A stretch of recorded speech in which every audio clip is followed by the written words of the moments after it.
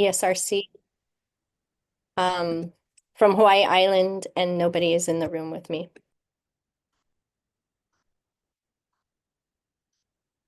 And Lindsay already introduced herself, so I think we've got everybody. Okay, sorry about that. Okay, so moving forward, order of business today, we'll have 5 items on the agenda this morning. Item 2, we will not be approving the meeting minutes for the May 17th, 2024. This will be brought to the committee for approval at a ESRC meeting in the near future. For item 3, HCP staff will provide a correction to the bat mitigation product and table presented at the FY 2024 annual review for Kahuku Wind Tower. For item 4, the ESRC will review and vote on the submitted bat habitat research plans for the Poamoho management area in the Ewa Forest Reserve on the island of Oahu. Staff will also provide an overview of the plan, its development, and DOFAW's concern and recommendations to the licensee. Tetra Tech will then present on their plans on behalf of the licensee AES. Following the licensee presentation, we'll open the floor for public ESRC discussion and comments, and this will be followed by a vote by the ESRC. The last item will be item 5, adjournment. I did want to note in the submittal, reviewing the submittal, there's a section on adaptive management. There was some language in there that was, I think, just not organized correctly. But as you all know, adaptive management approaches are based on the result of monitoring and describe alternative actions that will be implemented if mitigation targets are not being reached by the proposed implementation actions. That's out of the Hawaii Hoary guidance document. So I just wanted to note that inconsistency on the submittal, and so Jason, with that, I'm sorry, can you repeat? You said the minutes are not available from the previous meeting? yeah, the minutes are not ready for, so we're going to skip item 2 today, but we don't have the minutes ready to vote on today. Yes. Okay, I'll just note that if those are the last time we talked about this, they're super helpful to have available, because then we have a good reminder of what we talked about and a common understanding of what happened a year ago, and so what we would have expected to have taken place in the last year. So I'm a little bit concerned about not having that available. Okay, well, we hear your concern, Melissa, and we'll do our best to have minutes available for folks in these meetings, and so we have your comment in there. Thank you. And okay, if you've got the recommendations from last year at least that we approved, and if those can be pulled up, maybe if those are a part of the presentation you're already planning on giving or something, it would just be super helpful so we have a reminder of what we discussed. Yeah, we do have that, and that will be provided in the presentation for you guys.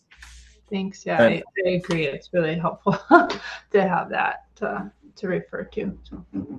Jason, I just want to point out that Danica's in the Zoom, if you didn't notice, or Deputy AG. So it's good to have you here. Thank you, Danica. Thank you. Danica, if you want to just introduce yourself real quick, that would be great.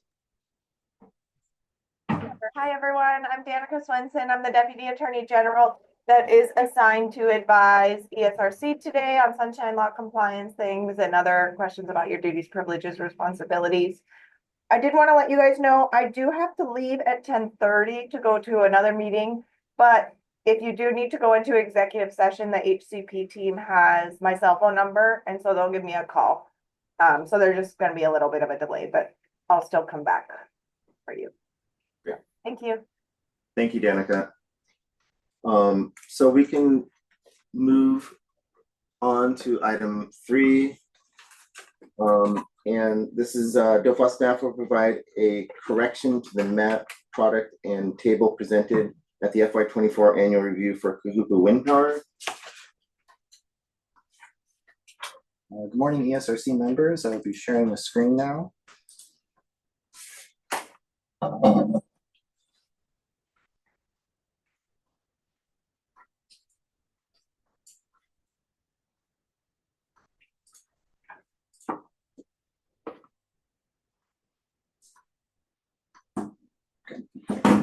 Aloha all. So in our annual review meeting in March, we just wanted to make a correction to something that was noted then regarding Kahuku Wind Farm and their cumulative mitigation. So we incorrectly stated a lower acreage that has been mitigated for. So this 176 acres is the correct total mitigation from the start of the ITL. So it's 176 acres. So my apologies for that. Jesse's going to present his updated map to reflect this acreage. Okay. I have the map here, reminding ESRC members that we use proxies for bat equivalents. So prior 2016 and prior, we're using a $50,000 per bat proxy. After that, we're using about 20 acres per bat proxy. This is using the 2015 bat guidance document. If we look at the map, we've broken it down for you there. This is a quantitative map. The little bat is equal to 1 bat, medium-sized bat is 5 bats, large bat is 10 bats. Starting up by Turtle Bay, looking at Kuailoa Tier 3 land acquisition. This is a land acquisition, so this would be a dollar equivalent. So we're looking at roughly 7 bats there. Moving over to Kuailoa Tier 1 mitigation site, it's roughly 10 bats. They're using an acreage proxy. Though the Ukoa Pond, where they do their bat mitigation, is only 40 acres, they do have a caveat in there that 1 acre of wetland is roughly equivalent to 5 acres of forest. So when you do the math, you get about 200 acres. So that equals roughly 10 bats at the 20-acre proxy. Moving down to Kahuku. Those are the small yellow polygons within the Halemano area. Right here, those 2 polygons. Kahuku confirmed with us that this polygon right here, they are in fact doing work. This was demonstrated through their annual reviews. There was a bit of miscommunication between the licensee and us. So last time you folks saw this figure, in addition to some updates with the symbology, it only showed the polygon right here. So we're just acknowledging that they are doing work over here and they're doing work over here. This is roughly 176 acres. So it's about 9 bats. Moving over to Kuailoa Tier 4 land acquisition. This is for the Southern Halemano area, Halemano Recreation Area. These folks have about 55 bats. This is again a dollar proxy for that land acquisition. And finally, moving down to what we will be talking about today, the Pua Makani proposed mitigation plan. Troy is going to go into detail about these ovals that you see on the screen. It's a little different than looking at some of the other polygons that we have up there. The Pua Makani is seeking mitigation for 34 bats through their actions in the Poamoho management area. These folks are using a dollar proxy of 50,000 per bat. Great, thank you, Jesse. I just also wanted to note Michelle Bogardis. She is here now in the meeting. Michelle, if you can just introduce yourself real quick before we move on. Of course. Sorry for my delay, everyone. I'm Michelle Bogardis. I'm the Deputy Field Supervisor for the Pacific Islands Fish and Wildlife Office, representing Fish and Wildlife Service on ESRC. Thanks, Jason. Thank you, Michelle. So with that presentation, we just wanted to see if any members of the public would like to make comments via email. Please do so now. In the meantime, if we have any comments from the ESRC, we can go forth with that.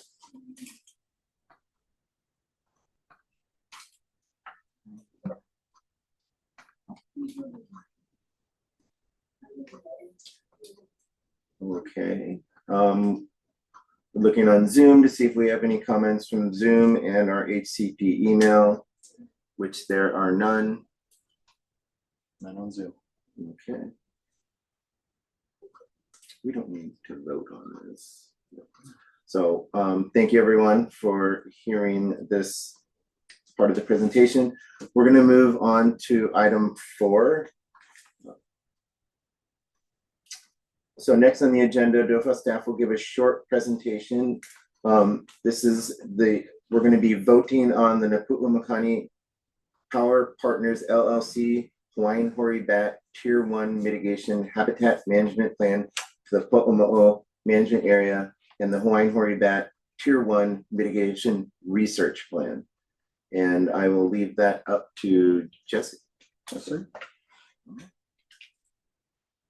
take it away, folks. All right. Good morning. Jesse Adams here, DOFAW lead for the Pua Makani project.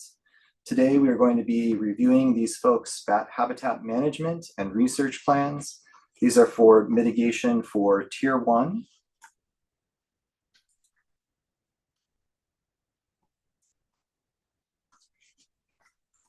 So just to give you guys an idea of what's going on currently with this project to keep the ESRC members informed.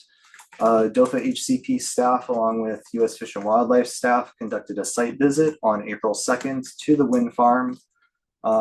We looked at a variety of things, including the bat deterrents they have installed. We examined their searcher area. We also looked at their Met tower, met with staff and toured the site. It's really great to see what those folks are doing out there and for us to be able to see what the topography is like and ask questions about dogs, see the relationship of where those windmills are in relationship to tenant farmers that are on that parcel as well. Today, we are reviewing the bat habitat management and research plans. And then next week on the 17th, we will be reviewing their bat deterrent research plan. This was stipulated in their ITL Special Condition 8. They have to provide monies for doing a research plan. They have 4 windmills that have deterrents on them. So they have a research plan to look at the effectiveness of that. Also, we are working on drafts of a major amendment for Oahu, since they have the take up to Oahu, and a reduction in take for Nene. At the annual review meeting that we had earlier this year, ESRC had set a deadline of Q1 fiscal year 2026 to have drafts of these plans ready for review. Okay. A brief recap of Pua Makani's ITL and bat take to date. The ITL was originally issued on April 30th, 2019. And is valid through April 30th, 2040. Currently, they are almost 6 years, or roughly 29% through their permit term. To date, they have a total of 4 observed bat take, 1 female, 1 male, 2 unknown. One of these 2 unknown occurred in Q3 FY 2025. If we look at the table at the bottom of this slide, this might be familiar. Sorry, I can't see the slide. So I don't know if everybody else is in that situation, but I was just about to ask, is there a slide deck associated with this? Because I can see slides. How strange. Yeah, I'm seeing slides as Lisa, well. if you click on the meeting, there's a little icon at the top that's got a bunch of people. That sometimes obscures slide view. Check out where you're at on that icon. And to the right of it should be DOFAW HCP's screen. I did the same thing yesterday. Click on DOFAW HCP's screen and see if that helps. And that's at the view, right? No, it should just be on the top if you see Zoom Workplace. Yeah. There it is. Okay, got it. Thanks. Thank you, folks. So reviewing the table at the bottom of the slide, this came from the FY24 annual review meeting. Through Q2 of FY25, they have a cumulative adjusted take estimate of 9 bats. They're in Tier 1. Their ITL cumulative limit is 51 bats in 2 tiers. Their first tier is 34 bats.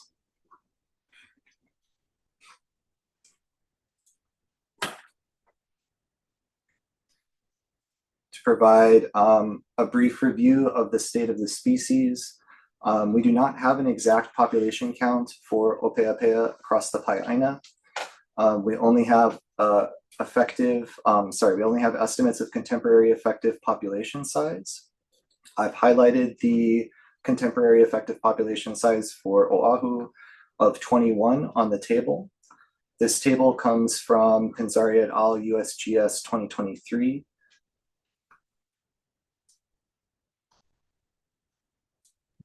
Could I ask a question about this? Yes.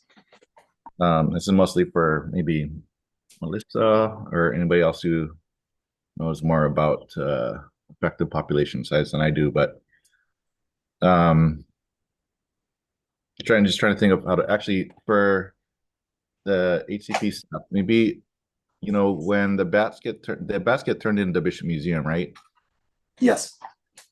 Is there any chance that they're analyzed to understand the take impact on the effective population size? Is there a way to analyze the effective population of the bats taken or extrapolate as to what percentage of the effective population they represent? Maybe that's a Melissa question. Yeah, Kavika, I'll just state that that would be quite an involved study. It's not like an easy thing to just, it's not like sexing them, right? Which is a pretty straightforward process. If you're going to do effective population size, you have to essentially do the same steps you would do for a full genetic study of the population. And so it's not, and for example, if things are run in different batches for sequencing, it can influence some downstream processes and stuff like that. So it involves kind of Okay, understood. It's quite involved. So my question for HCP staff is the genetic material of all the taken bats saved so that eventually one day, if USGS had funding again, they could do such a thing? Yes, Kavika, they do keep a stock solution for the DNA on site at Bishop Museum. Okay, awesome. And then can you so effective population of 21 on Oahu, can you remind me, I know it's just on the last slide, but what is the Oahu take totals? They have taken a cumulative estimated take of 9 bats. They have 4 observed to date, and they have two tiers, a total of 51 bats. The first tier is 34 bats, and they're in tier 1. Okay, so that's that. I wasn't quite asking the applicant question. I was asking, but thank you. That's important. What is the total Oahu take of bats for the cumulative? I know it's just on the last slide, but can you remind us, please? If you want to go back to the previous slide. So 21 is the effective population size, and then total Oahu take is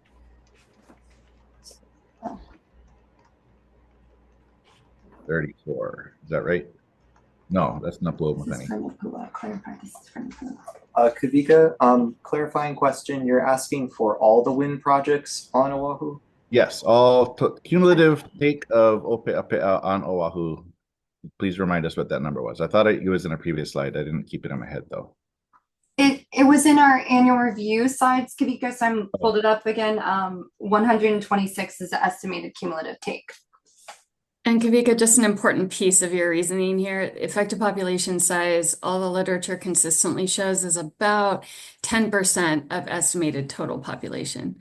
So unless it was just like super extremely inbred, and then it could be higher than that. But generally speaking, like an effective population size of 21 means there's like about 200 bats or something like that.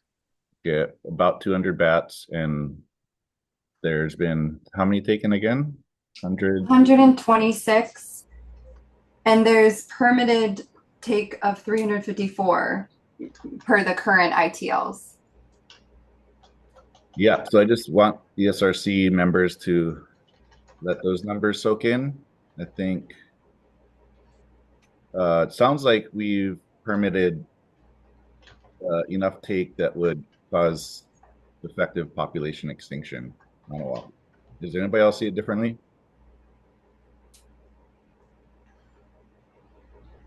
Well, I don't know if I see it. Here's the challenge. This isn't take all at one time, right? This is over 30 years, I think, for all the permits. I think there's some component of that we have to take into consideration. I think there's a lot of uncertainty that we have on mitigation, right? But that in theory, the mitigation projects that were permitted under the previous permits, we have said that those are offsetting take-a-bats. We can't track that in terms of bat numbers. I think there's a lot of different moving parts to this. So That's a good point. I don't disagree with you, Kavika. I just think it's nuanced, right? And ideally, we have better information to help inform our analysis. I get your point, though. It's a lot of take of bats on Oahu, and Oahu has one of the lowest effective population sizes that we don't have a clear understanding of how that equates to actual population size, Yeah, right? and I acknowledge all those nuances. Thank you for pointing them out. So, but the fact that we've taken 124, whatever the number was they just said, and we have effective population size about low 200s, then seems like we've thus far seen the genetic affected population cut in half. Do you see it differently than that? I think ideally we would have an idea of what the change in effective population size is over time. Yeah. Where we've got a single data point. I'd love to be able to see what that looks like. Yeah, I was getting back to my original question. Yeah. What the effective population of the taken bats represent? And we don't know that. Yeah. Go ahead, Karen. Yeah, I guess it just I've just been hearing Karina Panzari is listening in on this, and she's just wanted to make sure that folks understood that effective population size table, right, includes bats that were taken over a period of about a decade, and it includes samples from sorry, staff, yeah, go back. Okay, now can you say that sentence again now that I'm looking at the numbers? So that contemporary effective population size number includes samples from bats that were collected over a period of about 10 years, including bats that were collected at wind facilities. And so, yeah, I mean, that's not to say that it's a snapshot in time, but just to, I guess, clarify that it is including that's what that sample is including.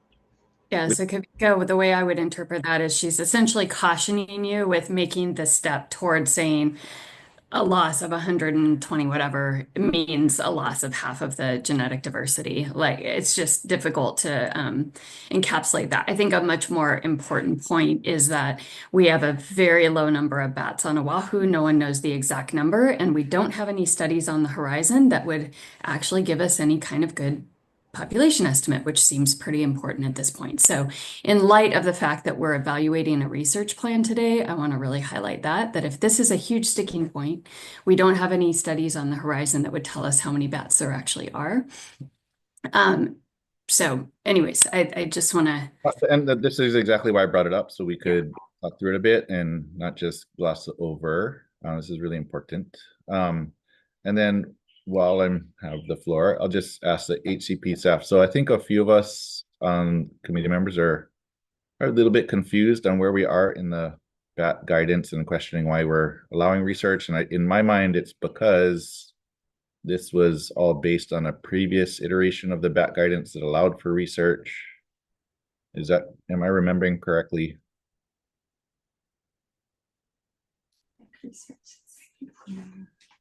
Yes, it is from a previous iteration for 2015. There have been, I believe, roughly 3 drafts after that that we have posted. We are currently working on a new draft. And research, that was kind of one of the initial things that was identified for bats. And that's where that $50,000 per bat proxy comes from. That was the spirit of that, was to fund research. And the research was required for these folks to kind of shape their take requests and their plans.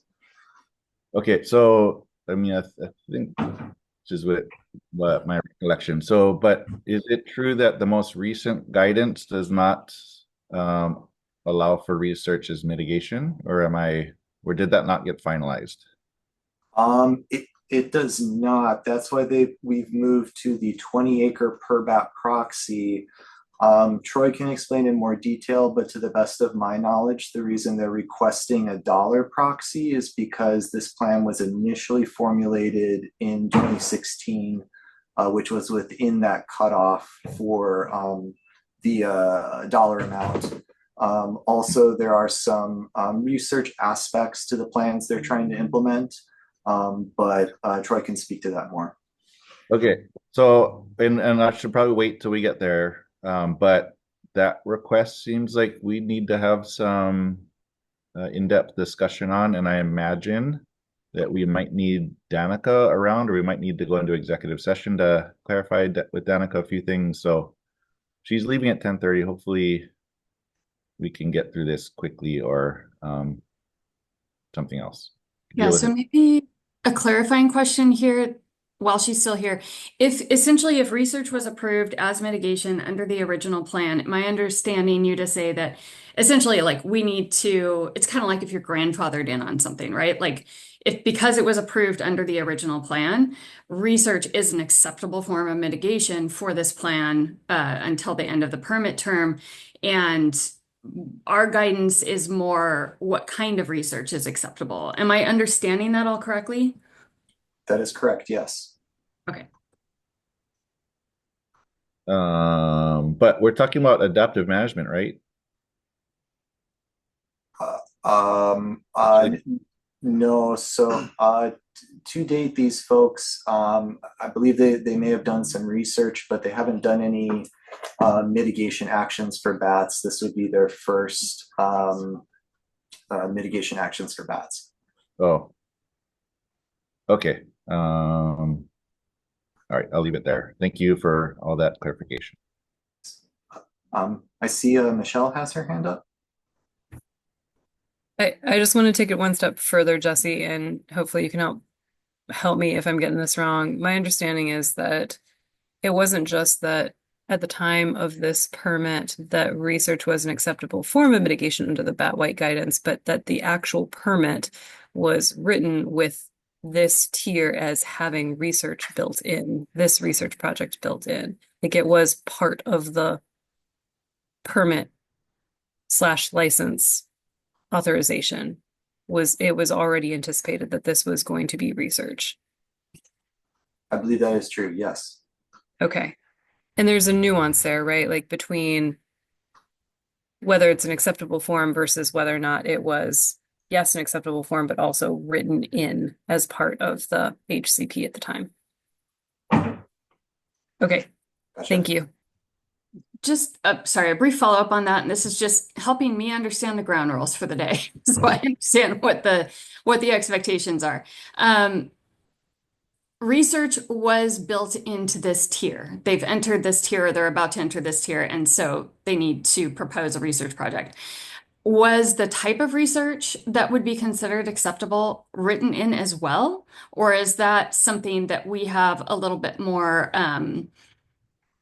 leeway in, like, hey, we already know X, Y, Z, we would expect that the research would be different from this and more useful? Or is it like they kind of had written in what kind of research they were going to do, and so our hands are a bit tied? Understood. We're pulling up their HCP now. Okay. And Prey has his hand raised. Yeah, apologies. I know this might be out of order speaking now, but I am, when I take the floor in a little bit and give my presentation at the beginning, I will give a pretty detailed review of what was in the HCP, what was required and so forth. And the short version for you, Melissa, is it's not explicitly described, but there are some parameters. So I will give a review of that in the beginning of my presentation. Thank you. And yeah, again, that's super helpful. I look forward to hearing that. I think since we're in this line of questioning, I don't know if the HCP office or if Danica can provide guidance on, like, yeah, content versus what gets developed later. Or if that's just best discussed later once we get into it. Hi, this is Danica. It seems like it would be helpful maybe if it went to the permittees presentation. I'm not sure how much was left on this presentation, but if it's possible, that might be helpful. And I'm re-reviewing Pua Makani's bat research part as well right now. So, you know, if I think if DOFA HCP or I have any disagreement with what Mr. Ramig is going to present, you know, we can raise those as they come up and say, hey, wait, we think it says this. Yeah, so I don't know where exactly we are in the flow of the agenda, but it might be helpful to move to permittees presentation. Sounds good. I can hold my any further questions until the HCP office is done with their presentation and it's the appropriate space for the other one. Thank you, Melissa. Yes, folks, if I could wrap up the presentation, not only just to get through it, but also because staff here, we need just a quick moment to look at their HCP to aid in answering these questions.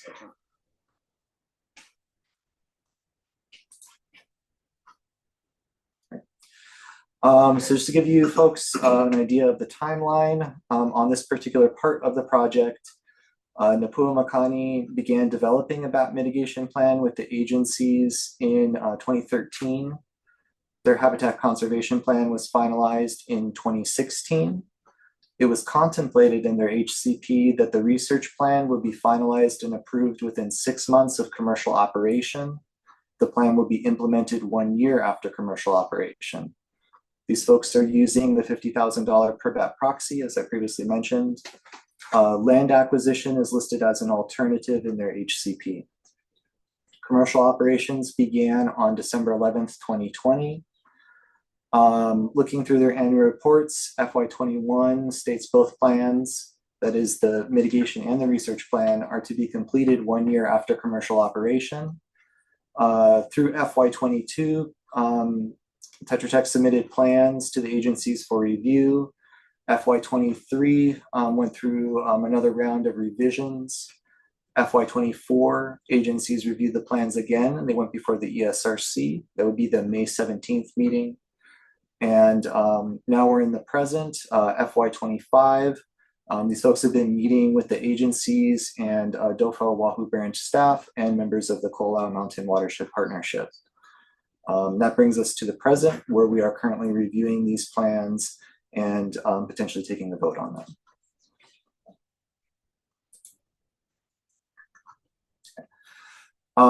Recognizing Kavika's request from yesterday, then also Melissa's request this morning. Since we don't have the meeting minutes available, I've taken the recommendation slide directly from last year's presentation at the annual review.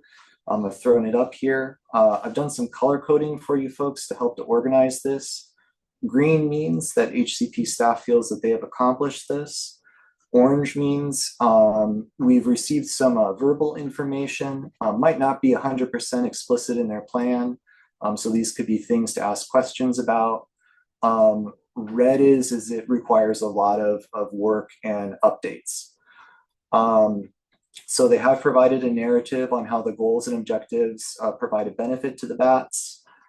They provided targets regarding invasive species reduction by acreage, and the timeline when those targets will be accomplished is a bit rough, but it's there. Mitigation plan needs to reflect the work that's already being done in the parcel and actually target species that will be the primary focus of the mitigation plan. These folks have done a great job of coordinating with all the entities that operate in the Poamoho management area.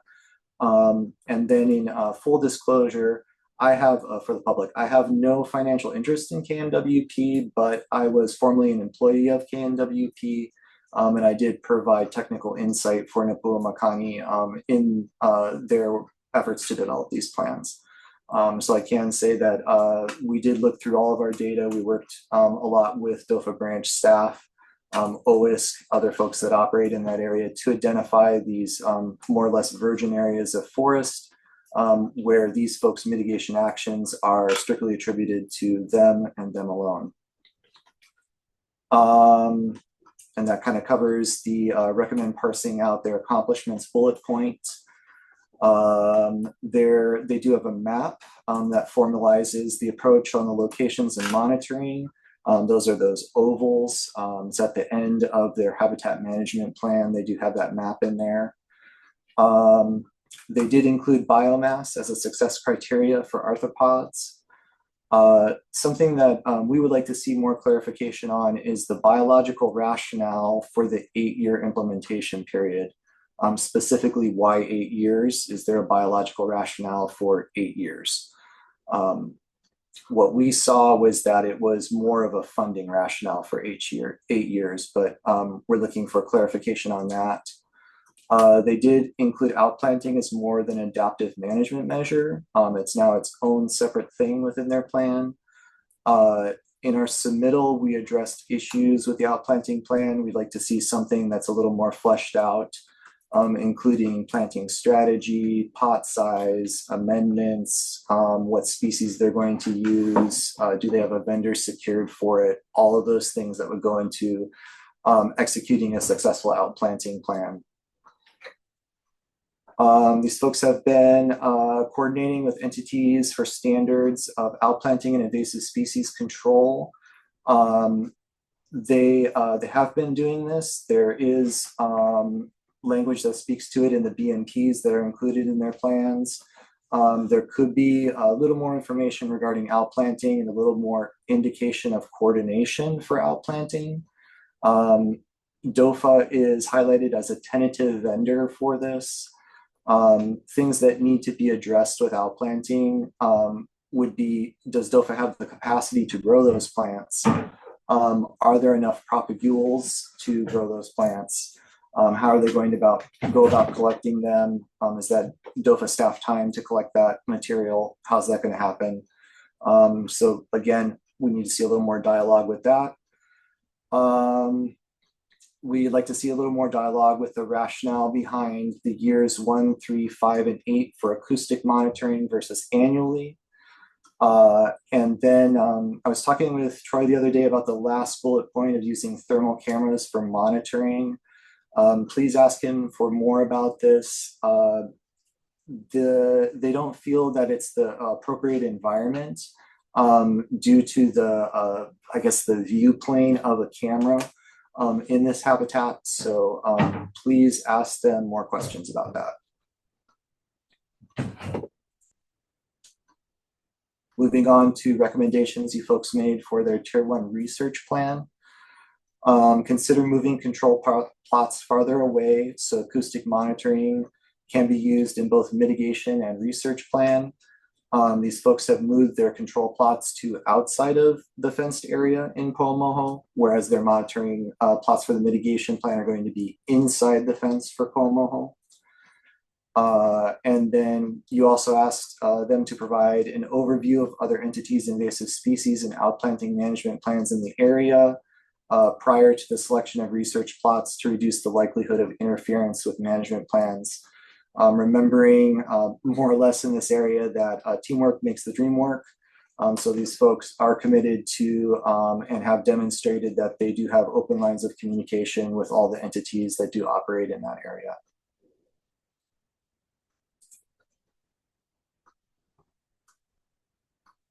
And with that, I'd like to thank you all for your time, and the DOFAW staff presentation is now complete.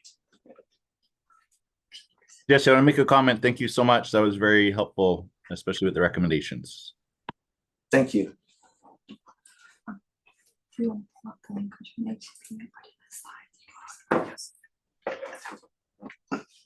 can share the screen. Okay.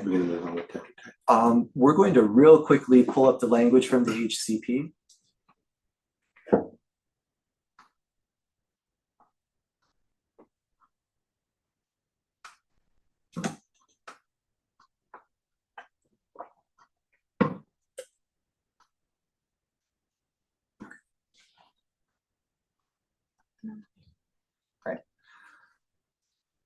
So this is the language from their HCP. We've highlighted the important parts. So it looks like it's a funding for and ensure completion of Hawaiian Hoary bat research project, targeting one of the research priorities identified in the draft ESRC that guidance. I'm assuming those are the bullet points listed above. Next, in the Pua Makani Power Partners may fund research that will supplement mitigation monitoring as part of the forest restoration mitigation actions at Poamoho Ridge, Poamoho Management Area. This research would target collecting data to document changes in measures related to improvements in bat habitat associated with restoration efforts.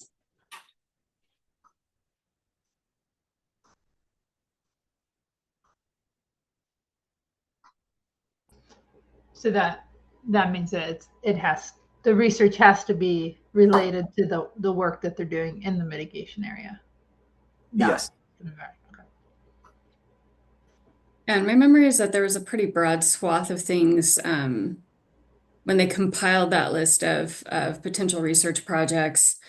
Maybe just at a near future meeting of ESRC, it would be useful for us to revisit that. My memory is that the projects that were picked up are the ones that are a little bit easier to do in conjunction with management. The ones that haven't been done are some of these things that are really sticking points now and tough, and as far as like population size and stuff like that, that are just harder to answer and would have taken a lot more intensive research. So I understand why those ones are generally not the ones that people pick up first, but they are resulting in some sticking points now. So it's not relevant to this one because this is, again, grandfathered in under previous things. So I'll keep that in mind in my comments, but I do think we need to revisit that and identify the things that are current sticking points and really giving us trouble for anything future.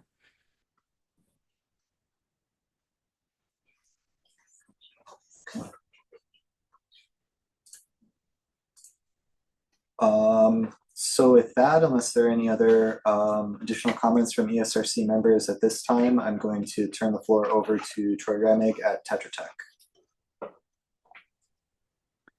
Aloha, everyone. Before I get started, Jesse, I just sent you a request to allow screen sharing. So, oh, there we go. Good. Thanks for having me today. And just, I think in terms of kind of time, I will introduce, I have a group here with me and I'll introduce them. So along with me today from AES, we have Priya Kumar, Tyler Bastian, and Corinne Lytle-Bonin. And then also joining me from Tetra Tech, we have Leslie McLean and Chris Todd. So at points, probably not during the presentation, but at points during the Q&A or whatever, I may pull those folks in to the discussion a little bit.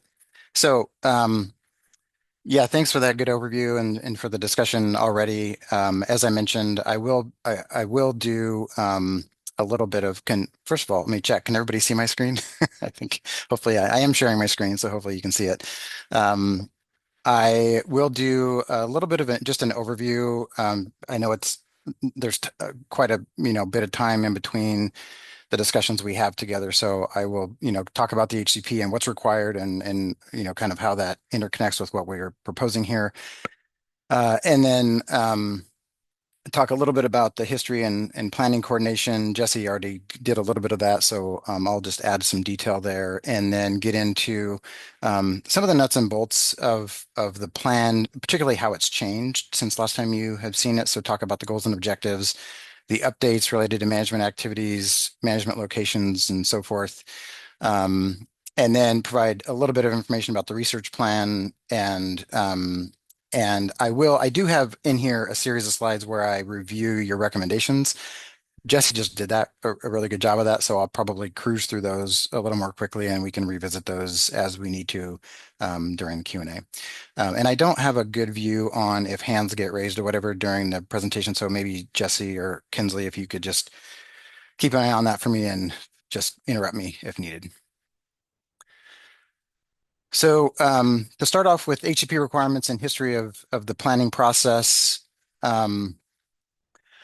Some of this has been covered, but I'll just go ahead and kind of restate a few things. The Pua Makani Power Wind Project was permitted back in 2018, and then it actually started operations at the end of 2020. So it's been permitted for, whatever, 7 years, but it's really only been operating for 4.5 or 5 years, as Jesse noted, authorized for up to 34 bats over the 20-year permit term. That's tier 1. So we're in tier 1, and that's the first tier, and this is the first mitigation that's being proposed by the project.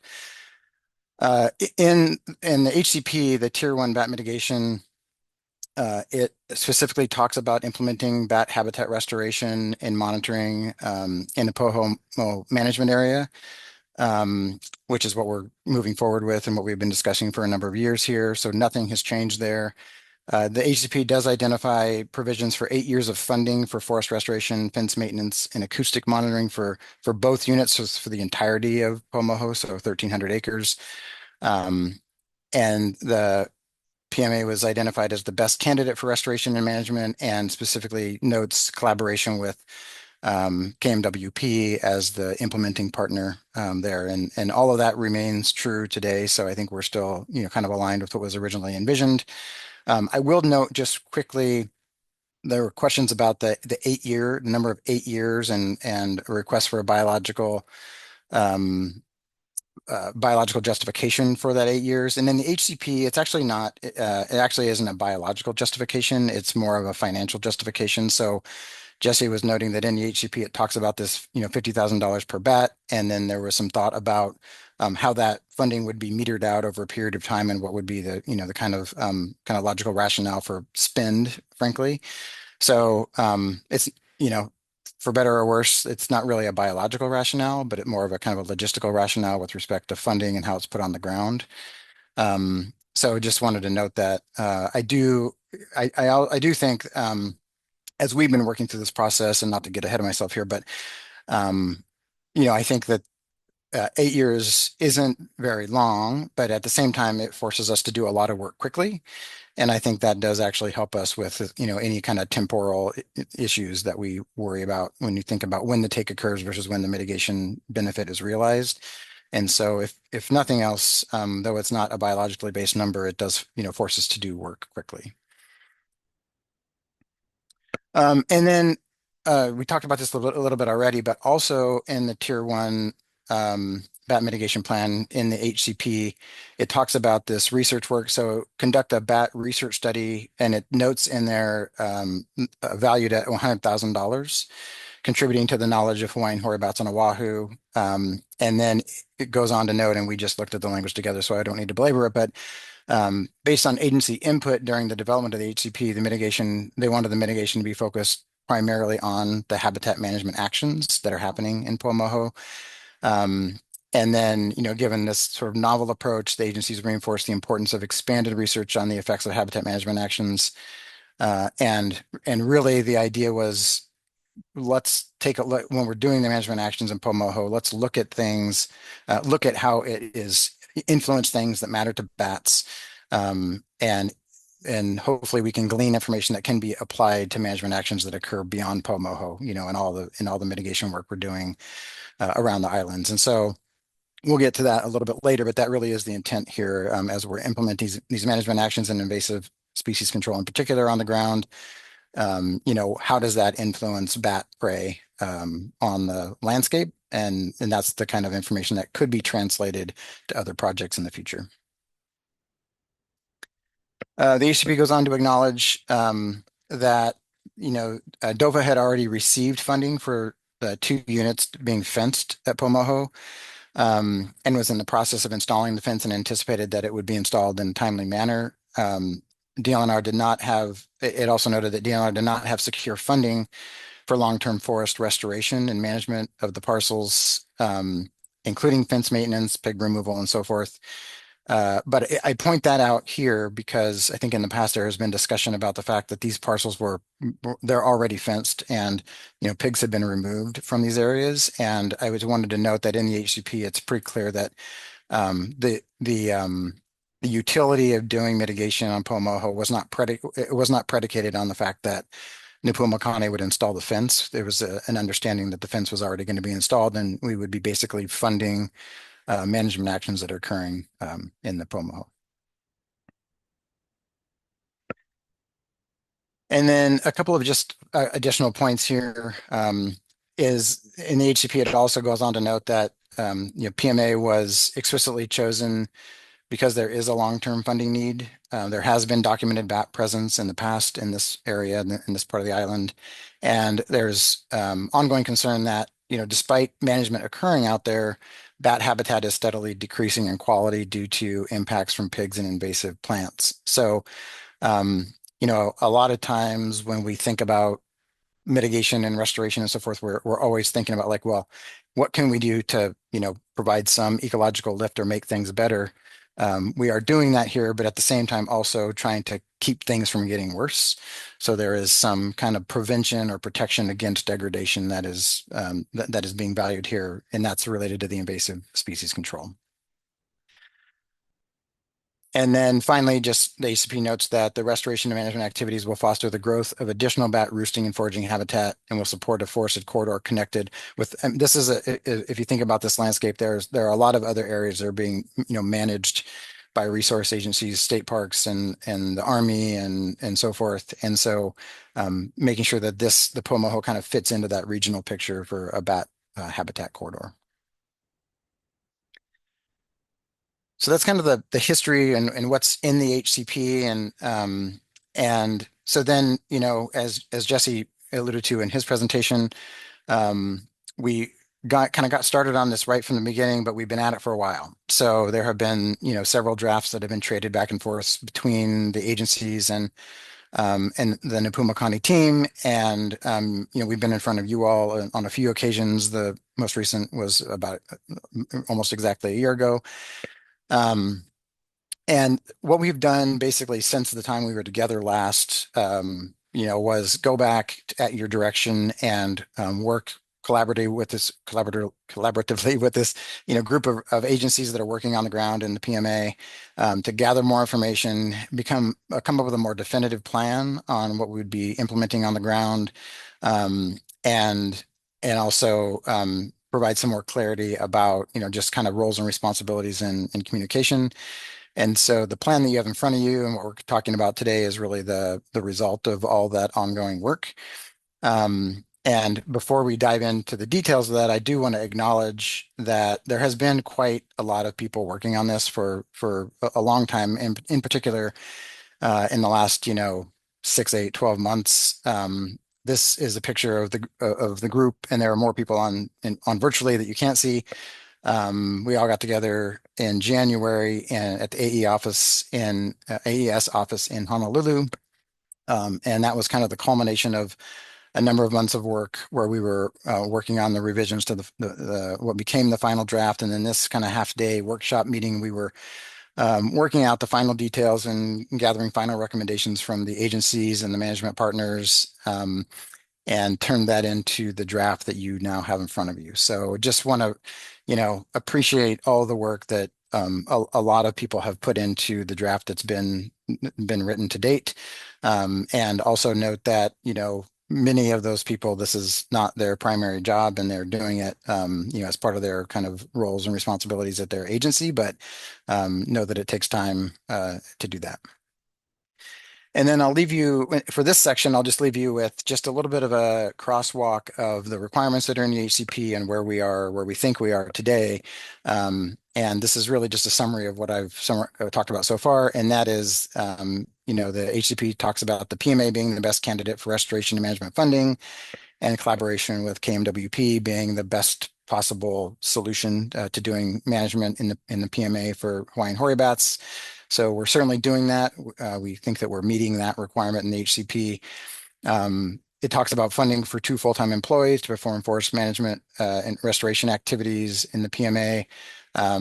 We'll talk about dollars later, but the funding that is the resulting funding for the work that we're proposing now is quite a bit in excess from what was contemplated in the original HCP. So we certainly exceeded that.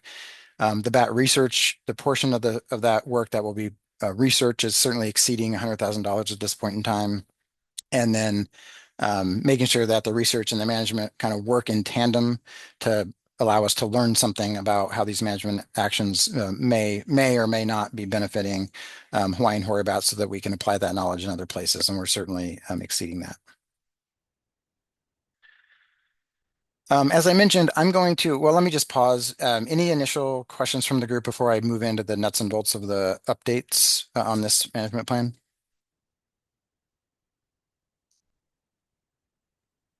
Maybe, given kind of some of the earlier discussion, it might be helpful to hear the rest of your presentation Yeah, before diving okay. into questions, just in case we're asking questions that you're about to answer. Love it. Good idea. My Okay. personal feeling, but I don't know if anyone disagrees. I'm going to take that response and listen around with it. So I'm going to, if it's okay, I had also lined out the comments that you all had back in May of last year. So I'm going to skip over that because Jesse did a really good job of summarizing those. But as I noted, we can revisit those at any point when we, during the Q&A or later on in the meeting. So one of the things that was brought up in previous discussions was, very clearly articulating biological goals and objectives and success criteria. So we have put, more detail in the current plan related to that, and it really breaks down to this. The goals of the habitat management plan are to fully offset the incidental take of 34 Hawaiian hoary bats, which is required in Tier 1, and provide a net benefit to the species. That's the no-brainer version. Restore structural diversity and prevent further deterioration of Hawaiian hoary bat foraging habitat in the PMA.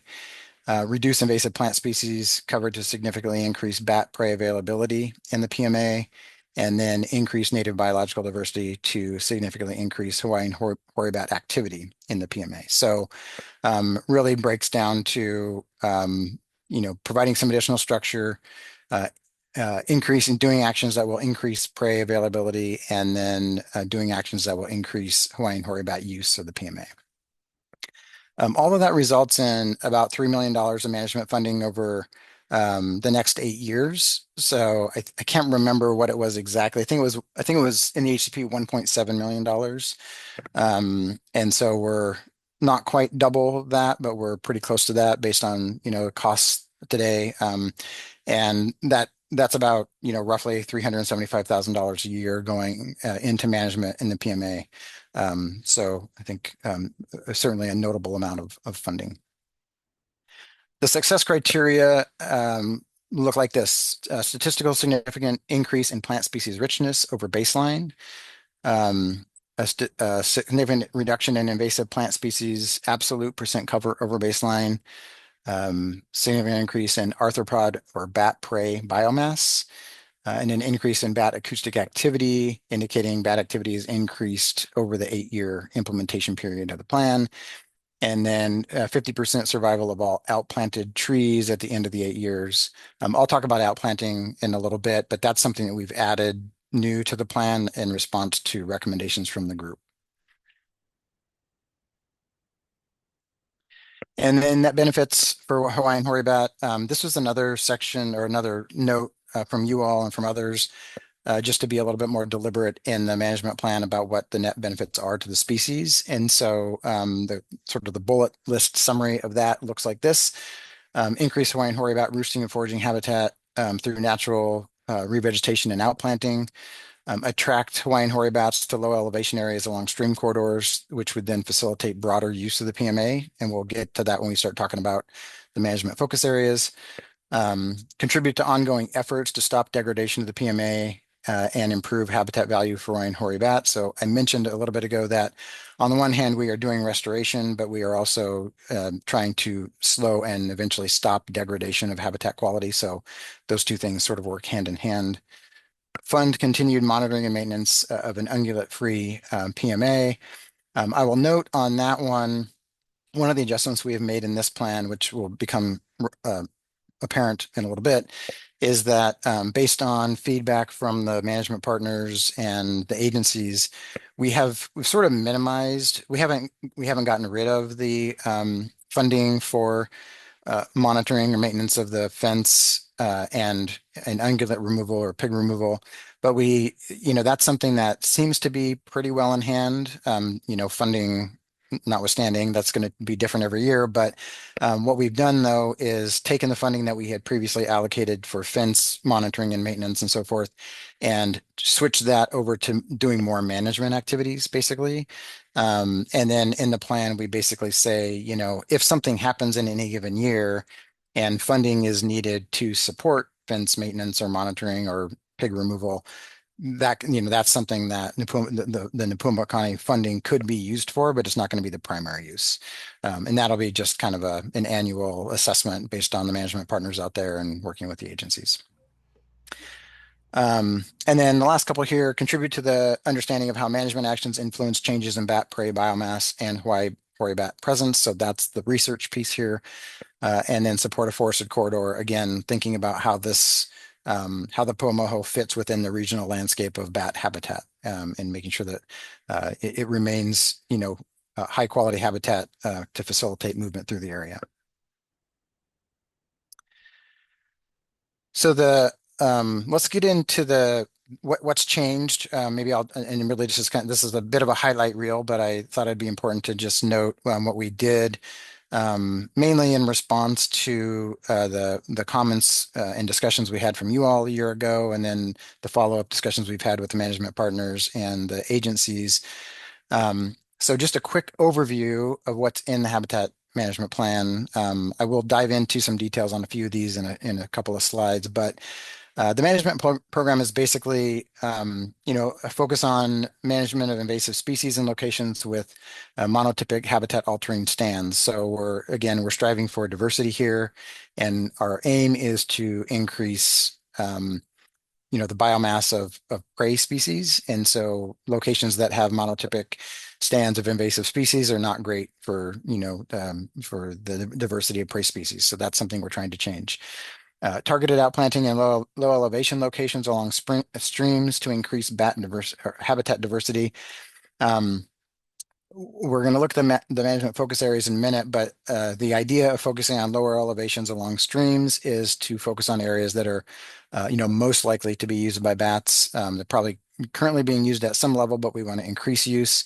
And then as we start looking at the maps, you'll see another thing we're trying to accomplish here is to, attract bats attract bats to the area and have them be spending more time, because there's enough prey resources in the area that they then begin to distribute across the Poamoho, up the drainages, and utilize the entire site more broadly. So that's something that's kind of a long-term goal here. I mentioned fence monitoring and maintenance and ungulate control as needed, and then habitat management activities to be funded by the Pua Makani and conducted by KMWP with support from the Pua Makani and Tetra Tech as needed, particularly on the reporting and monitoring side of things. And then with respect to monitoring, there will be, obviously baseline monitoring happening in the first year. And then the plan outlines a monitoring program to evaluate whether actions to manage and restore habitat and bat prey resources result in an increase in acoustic activity by bats. And the monitoring is designed to document reduction in invasive plants, particularly in those locations where there's monotypic stands now.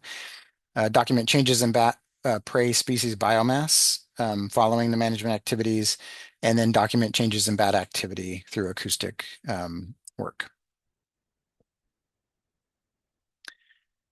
So here's a few updates now. So the plan that you have in front of you and have hopefully taken a look at, there's a couple of things of note here, starting with some terminology. So we've been talking about the Poamoho all day already, and that hasn't changed. So that's the 1,300 acre area, fenced area that we've been focusing on for a number of years now, and that's identified in the HCP. And as we have noted and discussed as a group in the past, there are some existing management areas out there. So there's some management happening out there from DOFAW, NEPA, and OISC and KMWP. And so when we talk about those in the habitat management plan, we're identifying those as areas that are being managed at some level already, and we'll show those on a map in a second. And then the Pua Makani mitigation area are all areas not managed by partners, plus any locations where outplanting might occur in previously managed areas. So you could think about a location where there has been some invasive plant work done, management done, in the past, but the area could really benefit from some outplanting. So that might be a location where the Pua Makani outplanting efforts could target, for example. And we'll get to more of that later.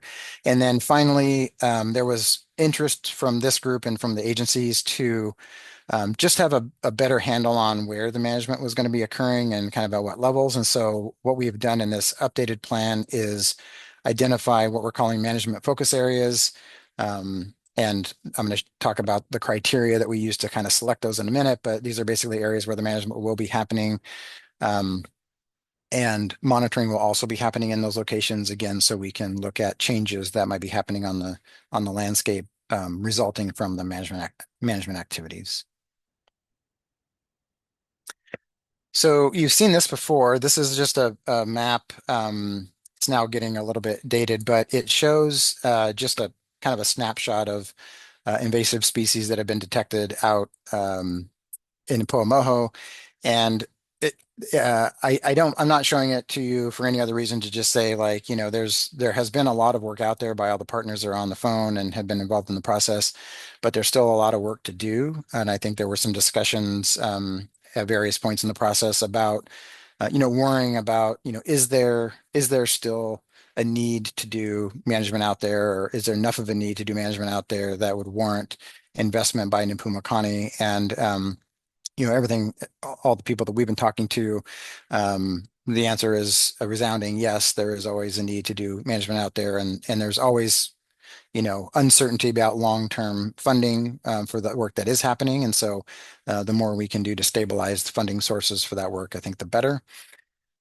And so, what we have done in response to questions from the group is there were some questions about where has management been happening in the past, and how does the work that Pua Makani is going to be doing kind of overlay with that landscape. And so a lot of the time since the last time we talked to you all last May and now has been spent working.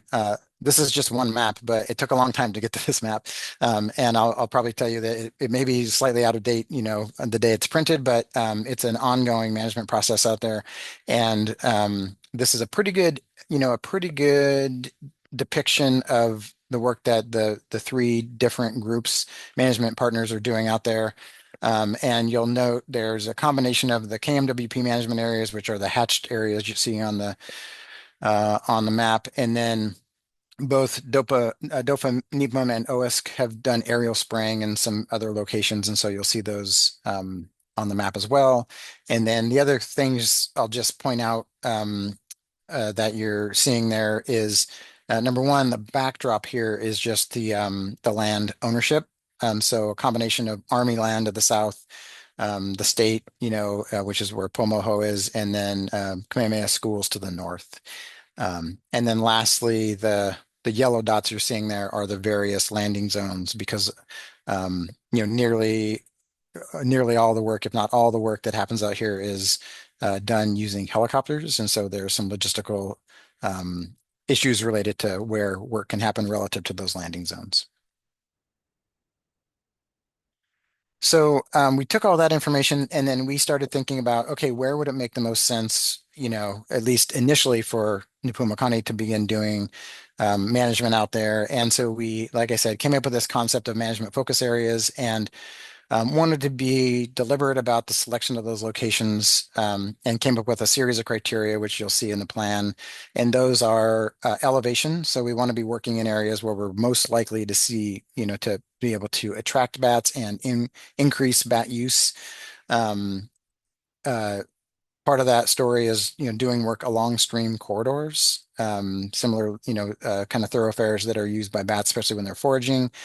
And then thinking about locations that, once invasive species management is successful, that might be suitable for outplanting. And based on just the logistics out there and the kind of extreme topography, that outplanting isn't going to work everywhere out there. And so, that we kind of factor that into where we would want to be doing invasive species management from the outset. Slope and accessibility is a big part of the puzzle here. We'll talk more about that in a little bit, but it's a primary consideration just because of the logistics out there and difficulty in doing work. And then, of course, as much as possible, avoiding overlap with existing management locations. I showed the map, and I'll talk about that more in a minute when I show the management focus areas. But the other thing that we did I think there was interest from this group and from others to, nail that down as completely as we can now. And while we haven't completely done that, I think what we have added to the plan that's going to assist us there is just a lot more information about what the communication is going to look like between the management partners. It's going to be an iterative process all along the way. And we are, including, obviously there's going to be a almost continuous coordination, but then we're including, more coordination with the agencies along the way, and the concept of, for example, annual operating plans or annual um, uh, management plans, basically, that'll outline on a year-by-year basis what the priorities are and what the partners are doing and what Pua Makani is doing, so we can all keep track of what's what. But while we're trying to avoid the overlap, we do want to, think about adjacency to existing management areas. So again, trying to get some benefit from, just the larger the area that is managed, the larger the area where invasive species are reduced or eradicated, the better we are. And so, locations of existing management locations are important, and trying to find spots that are adjacent to those to make even bigger blocks of managed areas will be helpful. And then finally, protection of ohia. There are ohia out there, and ohia, as you all by now know, is kind of an identified roost tree for bats. And so if there are areas where there are ohia or stands of ohia on the landscape, we might be targeting management around those locations to get some ancillary benefit there. So this is what the management focus areas look like in the plan that you have, and I will tell you that they are ovals and circles on purpose. So they're not meant to be very specific, specifically delineated things on the landscape, but are locations of interest, management focus areas. And you will see that there are some areas that have been managed inside of those circles. As we were looking at the criteria that we used to select these management focus areas, these areas really kind of popped out for the reasons we just discussed. They're low elevation, they're long stream corridors. We know that there are invasive species issues that need to be dealt with there. And even though there is some existing management happening in some of those locations, there's a lot of work to be done in there as well. And then if you can just imagine, it's a little difficult to see on the map, but as you think about going left to right on the map, you're kind of going upslope towards the ridge line there.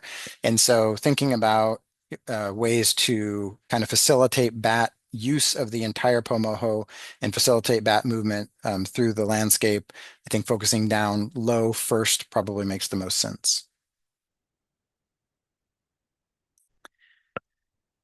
And so just a couple kind of summary slides here. Obviously, we are what we're really doing here, even though we're calling it restoration, we're dealing with threat management.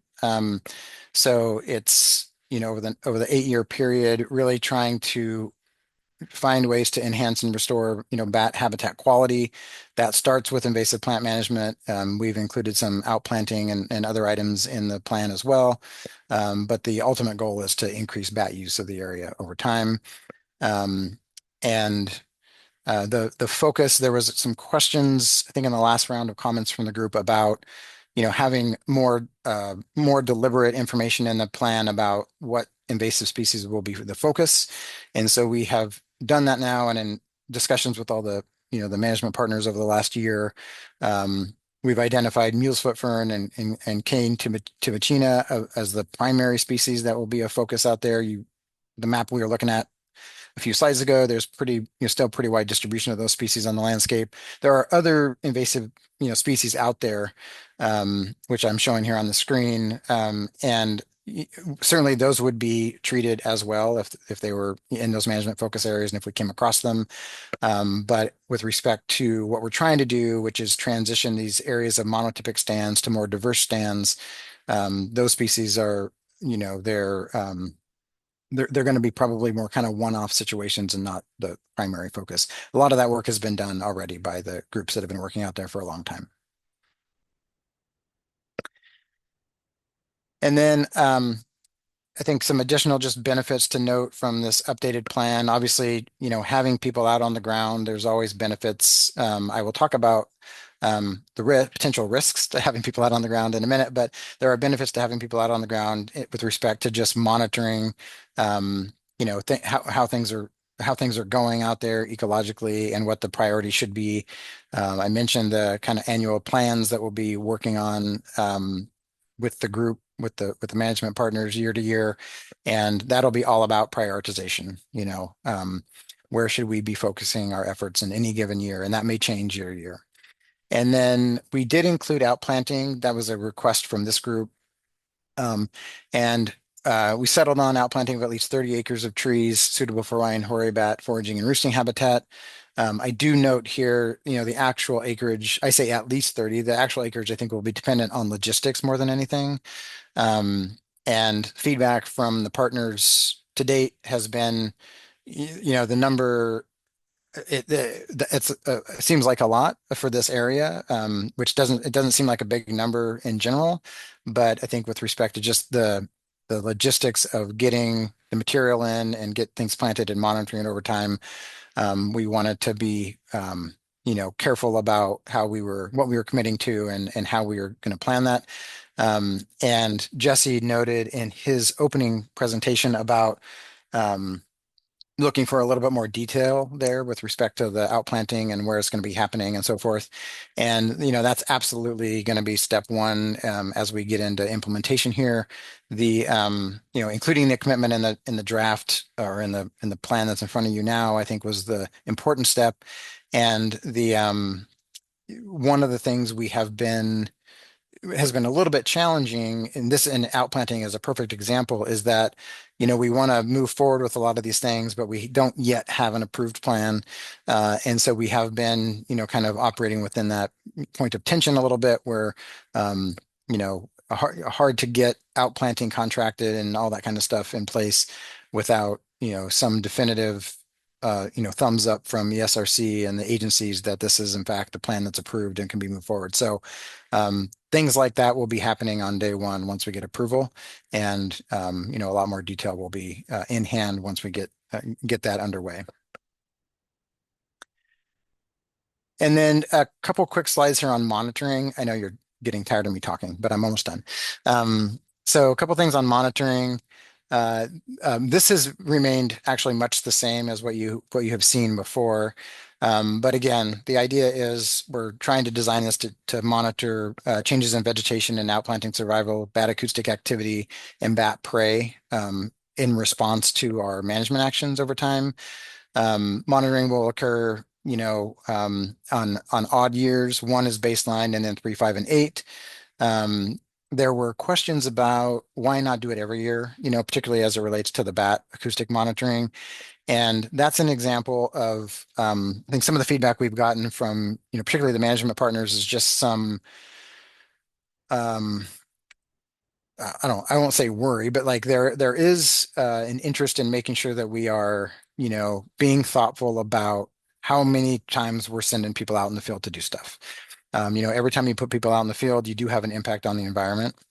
And so we are trying to balance, when to put people out in the field to gather information, and how much are we going to learn from that information that's gathered. So with something like bat acoustic activity and the proposal to monitor years 1, 3, 5, and 8, if we monitor it in years 2, 4, and 6, and 7, we would have more years of data. I don't know if the trend line would change, right? So I think that's one of the things that we've been thinking about as a group is just how much of an impact do we want to have on the environment while we're doing this work, knowing that we're trying to get an overall benefit. And I'll also just note this, I'll show you a slide in a little bit here. That's also been a consideration as we've been putting together the research plan and the plots that are outside of the fence. And in fact, as an example, in our discussions with the Army about potentially putting some of the research monitoring plots on their land, they actually were not crazy about that idea because they were worried about human impact on the forest. And so we've actually decided not to propose research monitoring plots on Army land for that very reason. So again, trying to be thoughtful about when we're out there, how often we're out there, and what information we're gleaning from that work. I will note that year one, it'll be baseline monitoring, but like the first thing right from the jump will be going out and establishing the monitoring plot. So I noted the ovals and the management focus areas are kind of purposely circular. That identifying the sites is something that has to happen on the ground. Like there's no way around that. And so there again, kind of working in this gray area between having enough detail, wanting to go out and do it, needing to pay people to do that, but not yet having an approved plan. So when we get an approved plan, whenever that is, I mean, these will be, day one items that we start to execute. And then more detail on the monitoring here. So this is, again, kind of a setup for part of the research, part of this effort. And that is to establish 15 monitoring plots, basically 5 plots across 3 different treatment types. So one that's, more or less native forest with very little invasive plant invasion or incursion. A middle ground that has some established invasive plants, but it's not yet a monotypic stand. And then third, some monitoring plots that are in invasive dominated stands where you have more of a monotypic overtake of an area. And as the management occurs, what we're really looking at there is, what's the and again, remember what we're looking for here is change in and vegetation changes, but most importantly, bat prey changes and bat use of these areas. And so we are looking for a little bit of a kind of a sensitivity analysis here in terms of, where do we see those benefits on the landscape? And again, hopefully information gleaned here would then be helpful in other management activities, throughout the range of the species, so that we can better understand whether or not the actions that we're doing on the ground actually are making a difference with respect to bat prey base.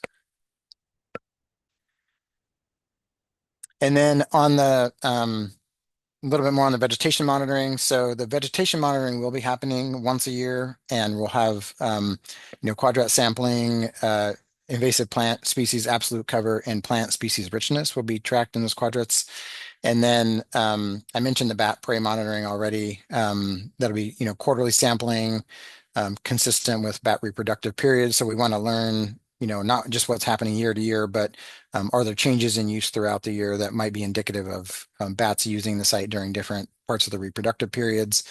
The prey monitoring will be we're using malaise traps, and then primarily, and this is again in response to the group's thoughts last time, primarily measuring biomass. We will measure diversity if possible, and that really just depends on the samples that come back and the ability to identify insects at lower orders or lower classes. And then lastly, outplanting monitoring. I mentioned early in the presentation, we set a success rate on this at 50% survival. And that's there's, I would say, nothing magical about that. The intent is to get at least 30 acres of outplanting out there on the ground. It will be site specific and in some ways site constrained. But I think once we start selecting sites or potential sites and then have a better understanding of stock availability and timing, we'll then be able to, put together a more detailed monitoring plan that aligns with those objectives. And then lastly, bat acoustic monitoring. I think I'll just skip down to the bottom here. The idea, as you've heard in many presentations over the years, is to use acoustic data, looking at detection rate, number of nightly call files, call type, foraging duration, and timing of activity. And, from that, we can begin to get a picture of use of the area, and more importantly, how that use might change over time in response to some of these management actions. And there was a question about use of thermal monitoring, and Jesse brought that up at the beginning or in his presentation earlier. And, as we've been working on other projects that are using or going to use thermal monitoring, I think in this landscape, again, where we're talking about pretty rugged forested landscape, and I'll just say it, kind of pretty wide open. If you were thinking about where would we put thermal monitoring stations out there, cameras out there, it would be, you would want it to be in a location where you were really targeting something specific. And so, we could put thermal cameras out there, but it would be somewhat random in terms of location and what we might learn from that thermal imagery information. Um, I also, think it would be somewhat random, frankly, depending on the location. That in contrast to other uses of thermal monitoring, like we're saying, use of thermal monitoring on some of the actual wind facilities where we're, using thermal monitoring to see what's happening in terms of bat activity around turbines. Those are very targeted monitoring efforts where we can, begin to learn something about bat activity. If you imagine putting something like that out just, in the forest, it'd be probably a little bit less useful information. And again, when we couple that with, how do we want to spend the resources and where do we want to win and where do we want to put people on the ground and for what purpose? What we're thinking is that using acoustic data, we can actually get a really good picture of how bats are using the site and the frequency with which they're using the site. And we'll be able to, determine whether or not we're meeting the goals and objectives of the mitigation or the management plan with that information alone. So we can talk more about that during the discussion, but I wanted to just kind of prime that a little bit. And then just a quick note on the research plan. So I've already talked about it a little bit, but the idea would be simply, and you've seen this before, to do the same types of monitoring that we're doing on the management plots inside the fence in Poamoho, in locations that are outside the fence, on adjacent lands. So areas that are where pigs have not been excluded, for example, and just run some monitoring in parallel with what's happening on the management side, to see what, to make some comparisons and see, kind of investigate the relationship between invasive species and arthropod communities in that context. And again, this, hopefully this would allow us to just tease out a little bit more the effectiveness of the management actions inside the Poamoho fence, and have a little bit more clarity on the effect of those actions on the changes in arthropod communities compared to a location where management's not occurring and ungulates are not excluded. I noted that this is the map I was alluding to before. We had been in discussions in the past about placing those plots, outside the fence on adjacent lands. And before we had contemplated doing it on, all of the surrounding lands, including the Army lands, we've gotten feedback, or DOFA's gotten feedback from the Army, that they do not want that to happen. So it won't. So we have truncated that a little bit. And are planning to, put the monitoring plots on state lands and Kamehameha school lands. Again, site selection has not been determined because that's something that has to be done on the ground. And there were questions from the group or requests from the group about potentially moving those monitoring plots further away from the fence or further away, basically from Poamoho, so that we could monitor, vegetation and arthropods and also do some bat acoustic monitoring, because in the research plan, we're not planning on doing any bat acoustic monitoring because of the adjacency to the other work. And, again, that comes down to logistics. And I mentioned on the previous slide where the helicopter landing zones are and the ability to get people in and out of there and do it in a way that is, kind of respectful of the existing native landscape. I think we're going to be limited. I think we could certainly try to get them as far away as we can, but at some point we will be limited in how far away we can get them from the landing zones and the fence line, just based on logistics. So, and then last but not least, I think one of the more important updates that we made in this version of the plan is of, just depicting the ongoing coordination. So this is going to be, a group effort. Jesse talked about this at the beginning. And, things change quickly out there and priorities will change depending on what everybody's seeing on the landscape. And so we wanted to be more deliberate in the management plan about what the roles and responsibilities might be and what the kind of just ongoing, coordination is going to look like.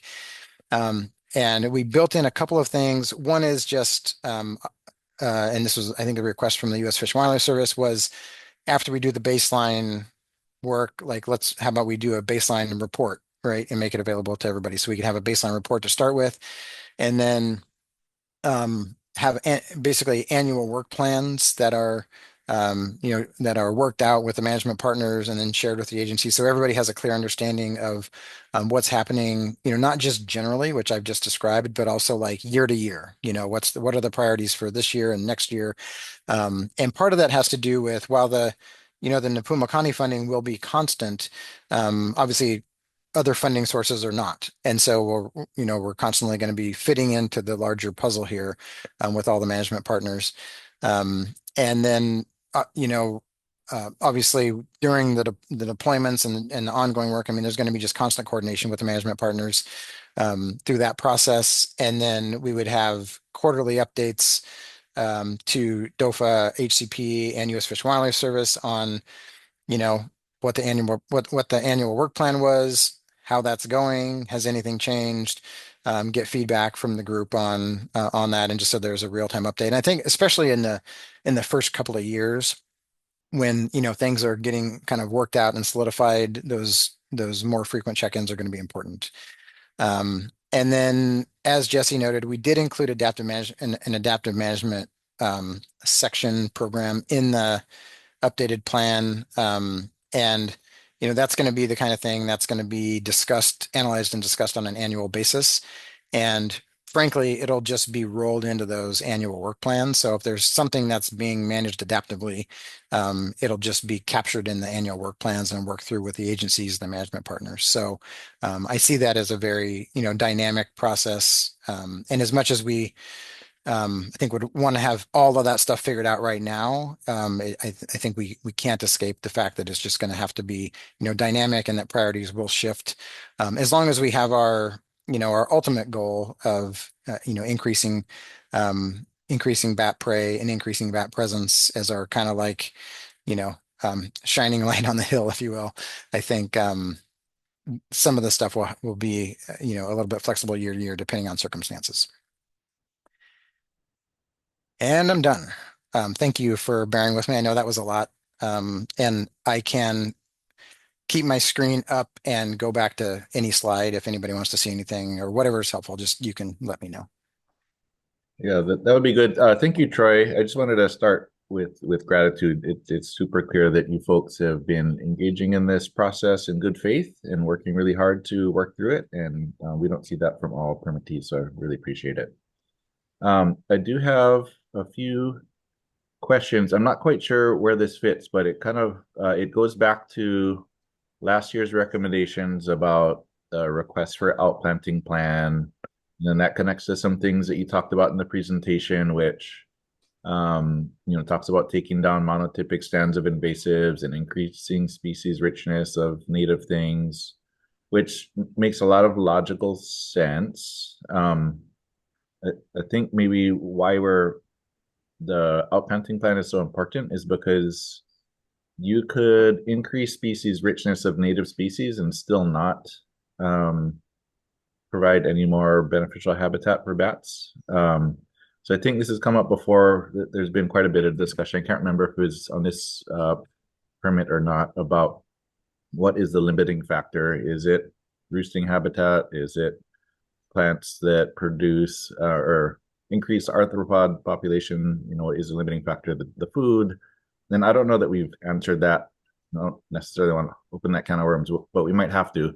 But I guess the point I'm going at is that the outplanting plan is going to be really important because we might not know for sure which plants contribute to increasing the arthropods that are part of their diet, but we know they eat moths, and there's a bunch of native species that have white tubular flowers that are fragrant at night, which gives us an indication that they are moth-pollinated flowers. And knowing that moths are food source. Might be a good idea to not necessarily just broad scale species richness, but targeted increase of plants that, based on all our scientific knowledge, would give the highest likelihood of increasing food resources. So other things like gardenia and hoava not only have white tubular flowers that would attract moths at night, but their fruits, as they're decaying, would also be attracting native fruit flies, or native and non-native fruit flies, which I assume would also be another food source. So trying to think about it in a more parameterized context and not just using increased species richness as a metric of success. I don't think that's necessarily going to get us where we need to be, and which is why the outplanting plan is so important. Yeah, if I could just maybe weigh in on that, that's super, super helpful. Good thoughts. I think and a lot of the other plans that we work on in Hawaii with you all, the outplanting is more about structure. It's like providing structure for bats to find and utilize. And I think that is part of the story here, but I'm hearing your point, Kabika, about um, also just being thoughtful about not just what are we planting to create more structure for bats, but what other plants are what's the planting palette look like, frankly, right? And I agree with you. I think that can be built into the outplanting plan that's put together, and then the success criteria that I outlined. It's a pretty simple, like it's more of a thinking about like trees, but maybe the outplanting, maybe the success monitoring for outplanting is more involved than that and targets some of these other things that you're talking about. Am I hearing you right in that? Yeah, I think you are, and I appreciate it. And I'm not intimately familiar with what the dynamics is of this forest and if roosting habitat is the limiting factor, but maybe like on a outplanting plan, I would assume there'd be a list of species and then maybe a table that check off a box if we think it's going to be roosting habitat, or check off a box if we think it's going to be providing a food source for the target species. And I mean, if it does both, then maybe prioritize those ones. And if it Yeah. doesn't do anything, don't have them on the planting plan. Even something like that would make me feel a lot better. Got it. Yeah, that's super helpful. Thank you. I can pass it to someone else. I would really love to hear from USGS about what they think about the research too.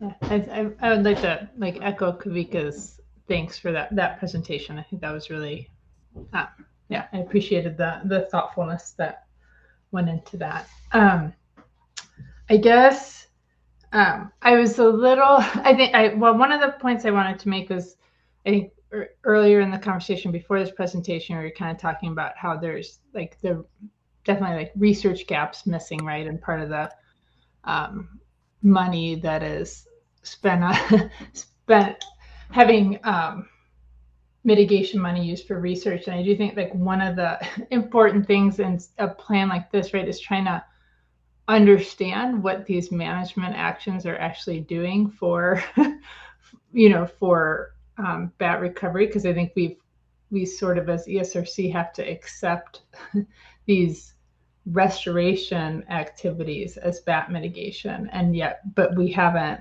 gotten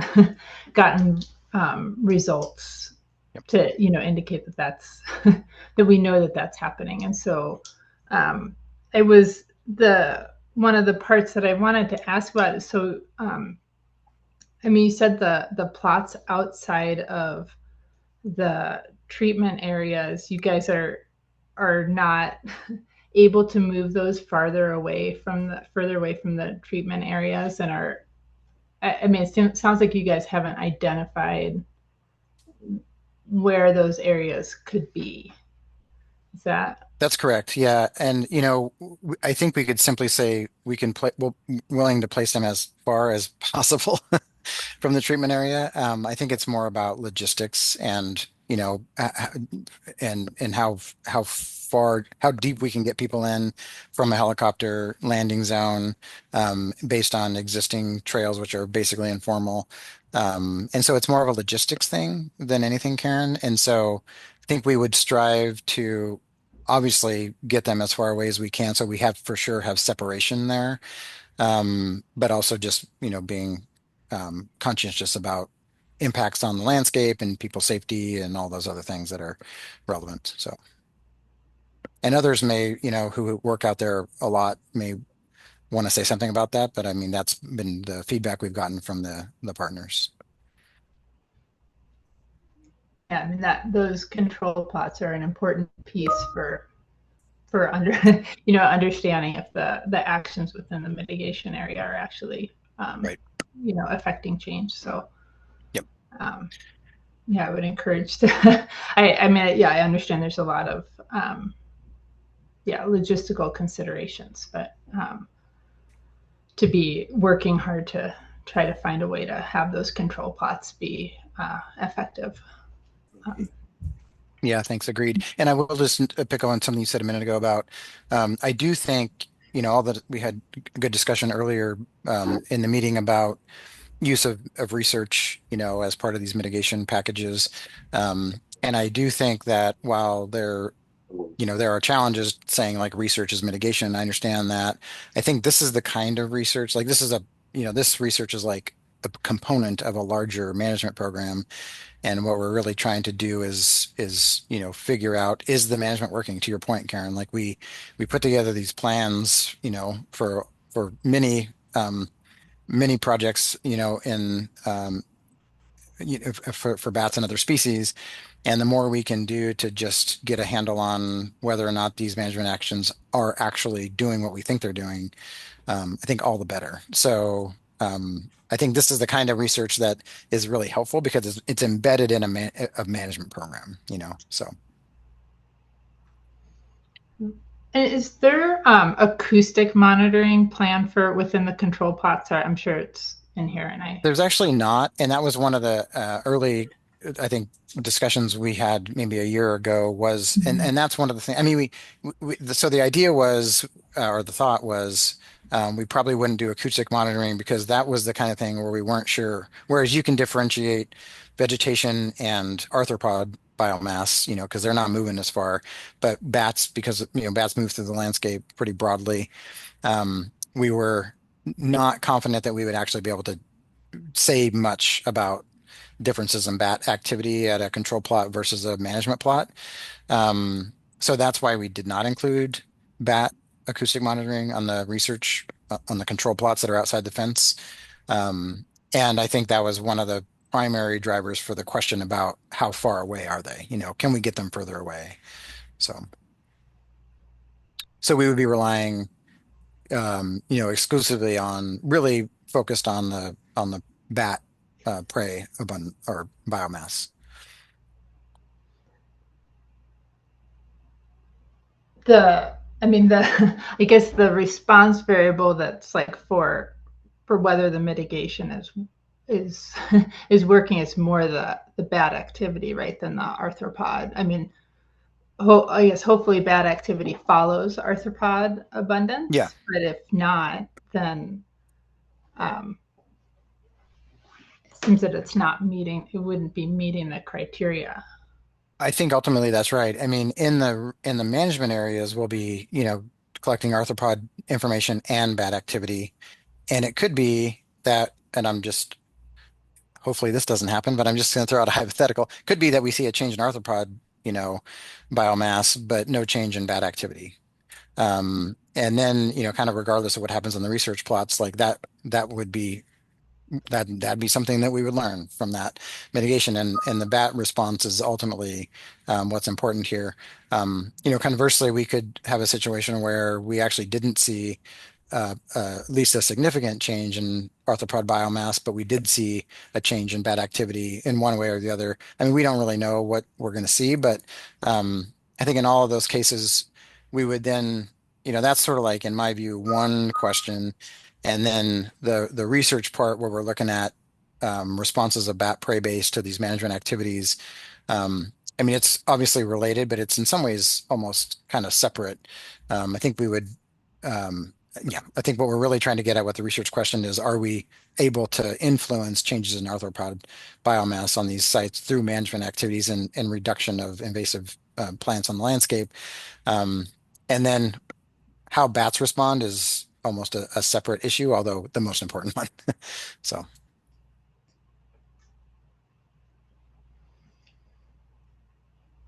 Michelle has her hand up.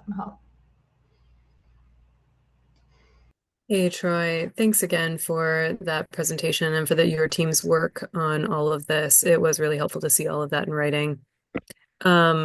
I do have a couple of questions, concerns, and thoughts for the ESRC, and I'll preface this by saying that I am probably going to have to duck out of here no later than 11:15. So forgive me, y'all. I'm just going to kind of run through a bunch of things, regardless of where they fit in the conversation. Couple different points. Piece number one, I think it's really important for permittees to remember that research, like for this permit and license, the research was included as part of the permit and license at the time that the HCP was approved at the cost of $100,000. That's fine. That is what it is. But that is not in lieu of monitoring to assess the efficacy of the mitigation in the first place. So just be careful here. And I saw that in this presentation. I didn't want to interrupt you as you were going through it, but be really careful.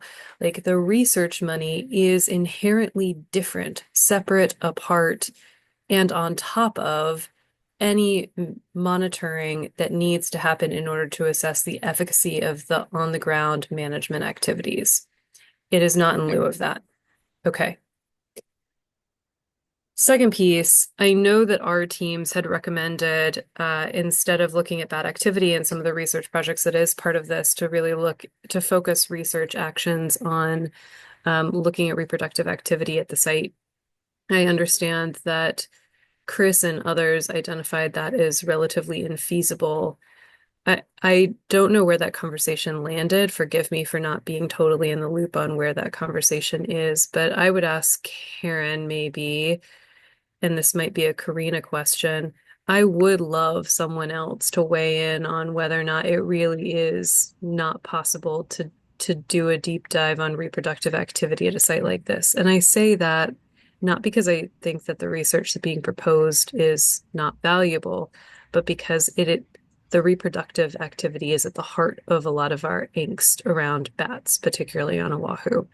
And I would love to hear someone say with clarity that that is not realistic for this site before we accept that as fact and switch gears and look at just activity as the metric or the focus of the research project. I'd like to raise my hand on that. I don't know how. Hey, Chris, sorry.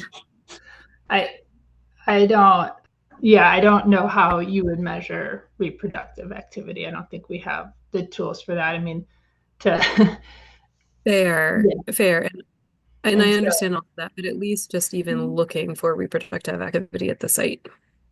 The landscape is so challenging. To be able to move across and identify or find individuals roosting throughout that area is just unfeasible. And to be able to traverse and move across the landscape is, radio tracking individuals to try to find if they're roosting or where they're roosting, and then look at any type of success or maternity success or reproductive success, and then have any type of sample size that would support real conclusions it's unrealistic. Can I ask a dumb question? Do chirps differ between adults and juveniles? Or bat calls? Is there any difference in acoustic quality between the age groups? Just curious, because that's the main data everyone seems to be collecting. So I'm just curious if that's any possibility of, helping us get at this a little bit. We can't differentiate that. The closest we've been able to get to is identifying kind of dialects. Allison Poe did a thesis study identifying dialects from different areas across the island with, probably at that point was like the best equipment that was available in terms of acoustic recording. But it's not just something that we're able to do. Behaviors, so foraging behaviors, feeding, different types of calls, so social calls, things like that. Mixing that around the timing, you can make maybe some light inferences, but nothing really conclusive. I mean, there's it, through the acoustic recordings, right? If there's multiple bats calling at the same time, you could potentially, you can identify when there's multiple bats at the same time, and that, at certain times of year, you could, could infer that could be, mother, traveling with pups, but You'd also say it could also be, females and males interacting, yeah, potentially. So you can make inferences, but yeah. But yeah, I think I agree with Chris that I don't think that there are tools in the toolbox right now to be identifying like reproductive output in a area, especially like this. I mean, for us on Big Island, we did, the study we did was, a tremendous amount of effort tagging bats and tracking to roosts, and that, like the number of, maternity roosts that we were able to find was still really limited. And that's, being able to drive around and all of that, it's definitely a needle in a haystack. So, Okay. yeah. I appreciate that additional assessment, Karen, and Chris, thank you for the context here. Mostly, I just want to make sure that we're always cross-checking that before we jump to the next thing. Okay, couple other thoughts here. One, for arthropod biomass, I would really like to see the metric of success there, instead of being just overall biomass, really target those prey species that we know are preferential to bats. And I don't have that list in front of me, but we have that data from work that's already been done. And rather just looking at overall biomass, let's look at the things that we know are going to be beneficial or that are actual prey species for bats. I will leave this to the statisticians, but I am a little bit worried about whether or not the control sites really do anything of worth. And I don't know whether that means we don't have them or what we do, but I'm just worried that the data will be so confounded that it'll be hard to draw any kind of inference from them given where they are relative to the treatment sites. I don't, yeah, I'll leave it there. And then the last thing, and this is a thing that my team briefed me on, I am a little bit worried right now. The outplanting is reliant on DOFA for the plant propagation. I know that that's a concern. I would encourage you to really make sure that your success criteria are not, well, not that they're not reliant on DOFA, but that you have a backup plan and that DOFA is not, that DOFA is not going to be put in a compromising position by trying to make this work. So whether that means an additional DOFA nursery, whether that means finding a third-party contractor to try and make up any delta, whatever that looks like, let's come up with a backup plan there so that DOFA is not left holding the strings on that. Sorry for my laundry list in no particular order, but appreciate you hearing those concerns. Thanks, Michelle. I guess since you're still here for a little bit, Chris, could you say something about the biomass, the arthropod biomass, and how we think about that relative to bat prey species? Yeah, so there's been links. I apologize if when I was talking earlier, my phone kept ringing. It was FedEx, so I apologize. I had to mute myself, and they're picking up a package. So I apologize if somebody asked me something and I missed it earlier. No, you're all good, Chris. So just in the, I guess in the context of biomass, there have been links that demonstrate, increases in insect biomass are linked to increases in bat activity or foraging behaviors. Is there anything more specific or general? Yeah, Michelle was just saying, rather than having a general success criteria or talking about biomass in general, to make sure that we're really paying attention and targeting the species that we know bats forage on. So kind of separation there. Right. So, when we talk about biomass, we do, so there's a couple of things. There's been an interest to, one, in having knowledge of the species diet, or the bat's diet, what's available for the bat, as well as using this as an opportunity to also understand the arthropod diversity, or the arthropod taxonomy out there in general. So we are mostly interested in biomass of insects as it relates to bat prey. But we will use this as an opportunity to look at, what we can, where it applies, generally in the area, with some limitations due to, the sampling regime, which it will be, using Malaise traps. And that again comes down to, what we're able to do in this area, in terms of, light trapping. We can't have teams out there at night, and traverse this area, have multiple sampling locations in night, in areas that need to be helicoptered in or things like that. So our ability to kind of really work in this and, in the way that we've worked in kind of some other areas, or, proposed working in some other areas is really limited. So we are going to be using, kind of more passive sampling than active sampling. So, Chris, this would take it down to order, correct? Order, we may be able to get it to some family, but mostly, you're probably definitely your higher level. We are building, insect collections, ID collections, for, other areas that are somewhat close to this mitigation site. So they may, be usable, or apply in some context. But there is a level of damage that gets applied to the insects when you're using Malaise traps, especially over longer periods of time. And there is a difficulty in terms of identifying higher level taxonomy. I see Karen nodding. So but Karen, anything you want to add there?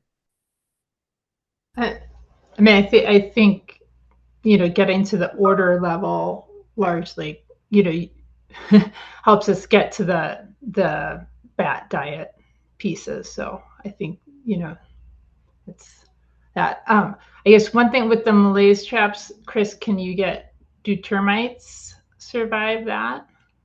The Malaise traps? Yes. Because that would. Termites and lacewings. Yeah. I have to review my list for more extensive. Yeah. Yeah. I think that's, given the logistics and that, and the time involved getting at a higher level is also just tremendous. So, but yeah, I think that you can largely address whether there's increases in bat specific diet components can be answered at the order level. But I agree with, I think it was Kavika brought it up earlier, with just like kind of laying out when you're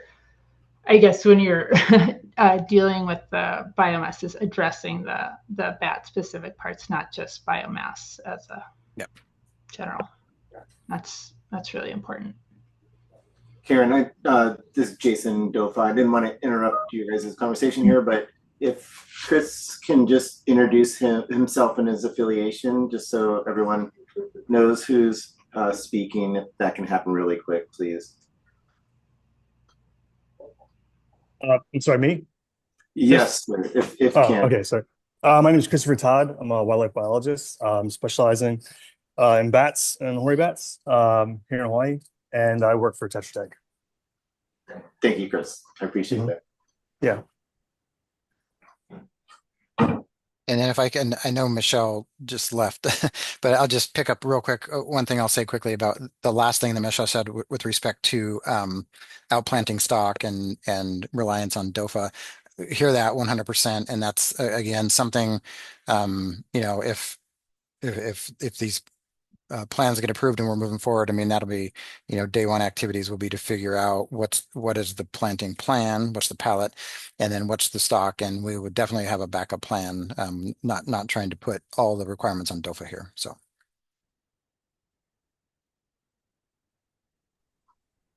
Hi, aloha folks. Quick comment from staff, just tacking this on to the previous conversation y'all were just having about identifying insects and whatnot.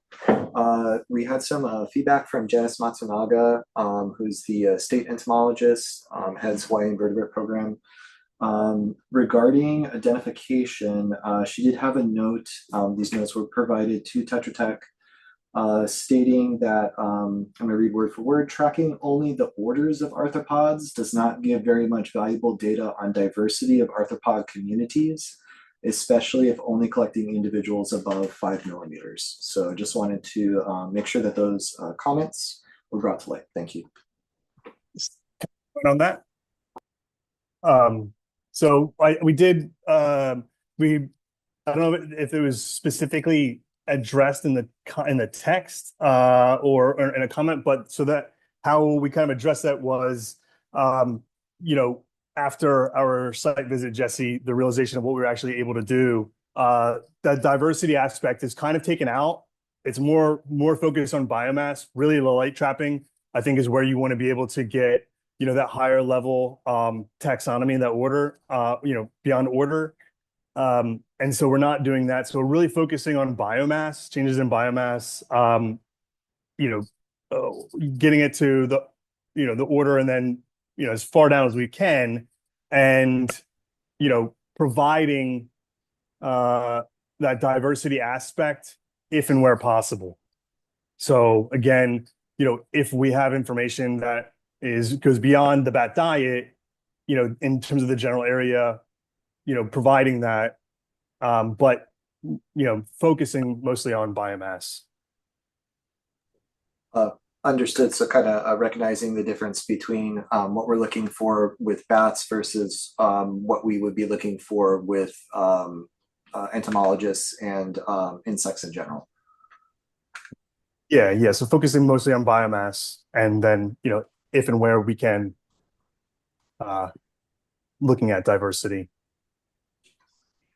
Understood. But knowing there's going to be limitations due to the sampling methodology.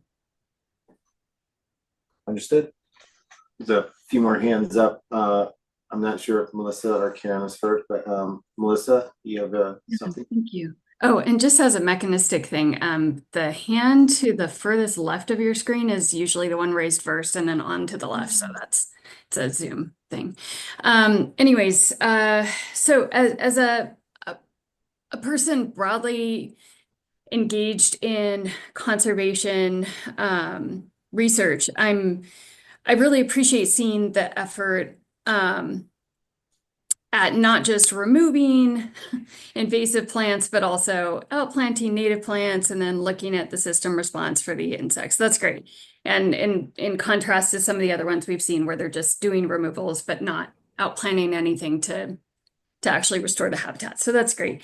And I think in seeing, like, if I were to design something for just a restoration project, I defer to those in the room who specialize on that, and there's a lot of great stuff going on in this plan. So again, great job. Wearing the hat of a person sitting on this committee and recognizing that this is done specifically to help inform future HCPs. I'm wondering if you can tell me how we might use the outcome of your study to make decisions in the future. And I'm looking for something super specific, right? Not just generally, oh, now we know what they're eating, or now we know it increases food. I'm not sure if you want to include in your answer that we know that food limitation is actually something hindering their reproduction and survival, or anything like that. But how would we specifically use this to make decisions in the future? And if you can draw a super clear line, that would be helpful. Yeah, I'll start, and I see that Chris has his hand up, so maybe I'll start, and then Chris might want to add to it. I mean, what I think about Melissa is, as we do these, I'll just call them mitigation projects for bats, around the islands. I think there's an open question about whether restoration and management activities are actually benefiting bats. And so that's what we're trying to get at here. And we're getting at it through, are we changing the arthropod, what arthropods are on the landscape in response to management and outplanting. And that's basically it. And now, there is a notably a bit of a leap there in terms of, okay, what we're seeing with respect to the prey base and then what we're seeing from the bat response. But I think having an understanding of whether or not these management activities really are changing the prey base and how they're changing the prey base could be really valuable in future decisions as it relates to what is bat mitigation, you know. Chris, do you want to add anything on there? Yeah, I mean, a lot of this stuff we don't know. What happens when you go and you remove, monotypic stand of forest? What happens to the insect like the biomass and the diversity? What happens to the prey base for bats right there? So, in this context, if you're going to be doing management, and if you see that, you remove this stand and remove, it causes, a reduction in insect prey. And then as you take steps to reforest and outplant, do you see there's changes, over time, and what can you expect to see in the future, even in terms of the timescales, right? If this is something that's even feasible, to do for future projects. I think there's a lot to learn in terms of, where we are and what can be done in the future, or how this information can be applied in the future. Thank you. And as a broad ecologist, if I'm writing a proposal for NSF or NIFWIF or something like that, this is all great. But in this specific context that we're sitting today and using this for future things, you all know, because of who your paycheck comes from, that eventually this has to be turned into numbers. By how much does this increase the bat population? By how many does this make up for bats killed? Can you tell me a little bit about how your research will help us get to those numbers, as opposed to broadly something that we'd be interested in as ecologists and conservationists, but it doesn't help us get to the mitigation question? Well, I think again, and Chris, I don't know if your hand is still up to respond, but maybe I'll start and then Chris can weigh in. I mean, I think Melissa, that's, the by how much question is always going to be out there. And that frankly, from my perspective, has more to do with our ability to count bats in a fixed area and see how they respond, as much as it does, how is the management changing things on the landscape. So I would say this research is less connected to the, how much of an increase are we seeing, but it is definitely valuable because it's connected to how are we actually improving are we actually improving habitat for bats in the location? And then by extension, how are we seeing a bat response, increase in bat use in an area as a result? So the by how much question is always complicated just based on, the technology available to actually detect and count bats in a given area. Admittedly, yeah. Okay. I think just the closing comment I'll say on that is that I I recognize, as a person who does wildlife research, I recognize the limitations in study capacity and tools and technology and all of that. But I think in this particular context, there's a trade-off between saying things at a big scale and with numbers that people like to see and all of that, and the quality of the research toward asking the particular questions that are really hanging us up in this context. And the questions that are really hanging us up is, we don't know which sources of mortality there are that we can actually control. And we don't know which things are holding back reproductive success that we can actually take action to mitigate for. Those are the crux of the things that are getting us stuck. Sorry, this emotion is not aimed at you. It's just frustration that we have Understood. to have Yeah. the same dang conversation every time we meet on a bat mitigation project. We don't know sources of mortality that we can do something about, or yeah, and we don't know the things hindering reproductive success. And if we don't answer those specific questions or tie these other broader ecological questions to those specific things, then we're no better off in the future for our decision making. We can't make any better decision for making up for the losses of bats. And again, I recognize this was written 10 years ago, before most of us sat on this committee, and that the pace of research often doesn't keep up with the pace of inferred knowledge or whatever. But anyways, I want to just again be a broken record on this set of things, recognizing that you're doing the best you can under the contract that was written 10 years ago, the permit that was written 10 years ago. But moving forward, we've got to make sure that we're tying these things to the things that we can do better on reproductive success, and we can do better on making up for other sources of mortality, or else we're never going to get ahead of this issue. So anyways, my 2 cents on that. So I agree with some of that. There are some things that we may not know, but then there are some things that we do know. So, hoary bats on the mainland have been shown, that maternity, females when they're pregnant, they shorten their traveling distances from their roost sites to their foraging areas, right? So in that context, having increasing foraging sites, especially along areas where individuals can roost, is something that can be positive. If we know that bats are moving to higher elevations during the winter months to induce torpor, and periodically coming out for foraging bouts, shorter distances that they need to travel to find food resources is a benefit. All those things help reproductive success. So I think there are some things that we can use in terms of how we approach some of this. So that seems reasonable. I think we'd want to see a outplanting plan that there's a clear line between the outplanting plan and something you just said. I think that might give us a little bit more comfort. What do you think about that, Melissa?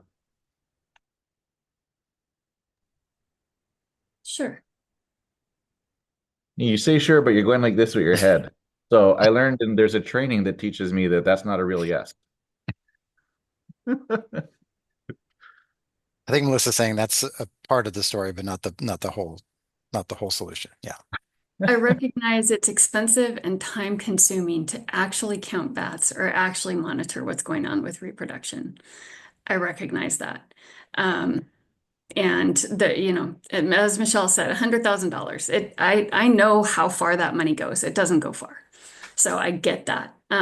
So our hands are tied in this particular scenario, and I'm essentially just wanting to make sure we go on record as saying I recognize that they're doing the best they can under the particular parameters of this permit. But since we only meet but every few months on that particular issues. We want to make sure that we're highlighting where we need to go while recognizing where we've come from. So that's me shaking my head while saying it. Well, I know there's hands up and sorry, but I think there might be a way we can thread the needle here, recognizing there's only $100,000. I think we could frame, I think there's a way to frame it where this is still an unknown.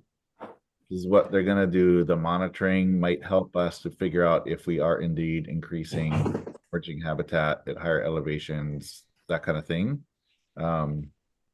It's not what you want, but I think we can frame it in a way that gets us having half a step closer. Not a full step. But Karen, do you have something? Yeah, I guess this is sort of, I think the control piece is important for answering to understand if this is actually is actually benefiting bats. And so I think I guess I'd like the applicants to consider further ways to include a control piece if they're not able to include control plots like just outside the fence or in the, well, not just outside, at a distance outside the fence. Like, have you guys explored like using the West data or plots in other areas that that could be used as control sites that are not necessarily within these specific like kind of management area or adjacent to the management area, but maybe are in similar elevations and habitats in the area, like where, yeah, I don't know if West had some plots close to these areas, because I just think we know, right, that these bats forage in a variety of habitats, right? They're foraging in invasive dominated areas and in mixed forest and in plantations and all these areas. So it's like, I think to Melissa's point where this seems like a really good restoration plan. And I think that there's, a lot of good overall ecological benefit for this work that's being done, but to really tie it to the bats, we need to be understanding if this change from an invasive dominated forest to something better is better for the bats. And I don't know that we're getting to that without having some control area, something to compare to. Yeah, Karen, I'll just take a shot at an answer there, and Chris may have some broader context than I do on this. I don't think we've dug deeply into that, thinking about, control areas further away or representative areas that could be included in, kind of a broader study. Certainly something we could do. I think we've always been, because we were focused on change in, in arthropod biomass, we were also trying to control, control for some variability there in terms of what we might be able to say if we were looking at control sites that were much further away. But I get your point about wanting to be able to look at bat activity at control sites. So that's certainly something we could, consider. I just, without having done that, I don't really know. I guess I couldn't commit to whether or not that's possible or useful at this point in time. But I do think that, if that information, does exist in a way that is usable, I could imagine as we go through this study or, through this research process, that whatever information exists out there from other locations that is relevant, I mean, that's the kind of stuff that we could pull into the ultimate, report and hopefully a publication at some point in time for context. So there could be it could be both, I guess is what I'm saying. And that was, I know, not very committal on my part, but it's only because I don't have a deep knowledge of what's available in those other studies. So. And sorry, Karen, did you have any other follow-up on that?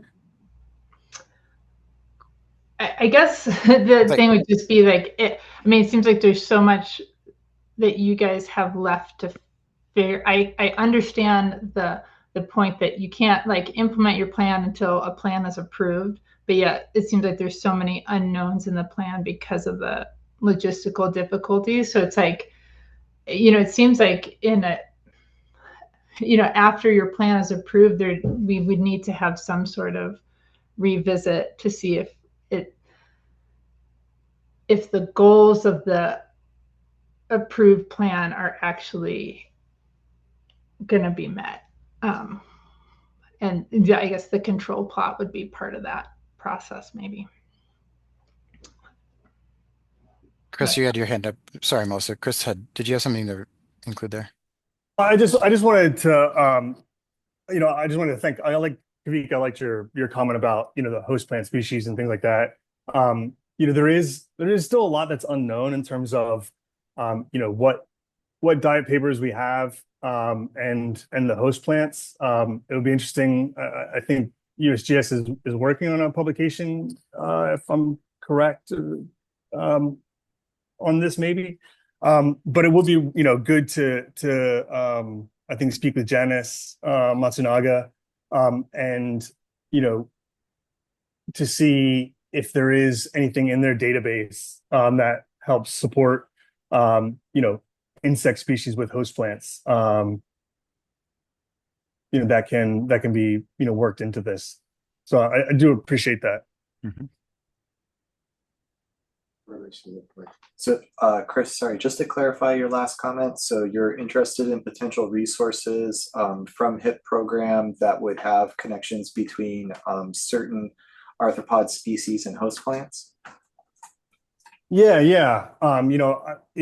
So I with another project, I see that there's a reporting spreadsheet for DOFA that has different insects that have been collected, and identifies host plants or host species that there's insects were collected off of. To my understanding is that sheet is for only native species, but it would be nice to reach out and see if there is a database for non-natives. The literature we have now is more general, kind of refers to legumes or some species of koa, things like that. But it's more general in terms of host plant species or types. Got you. I can work on sleuthing for a resource like that on DOFA side. That'd be awesome. That'd be great.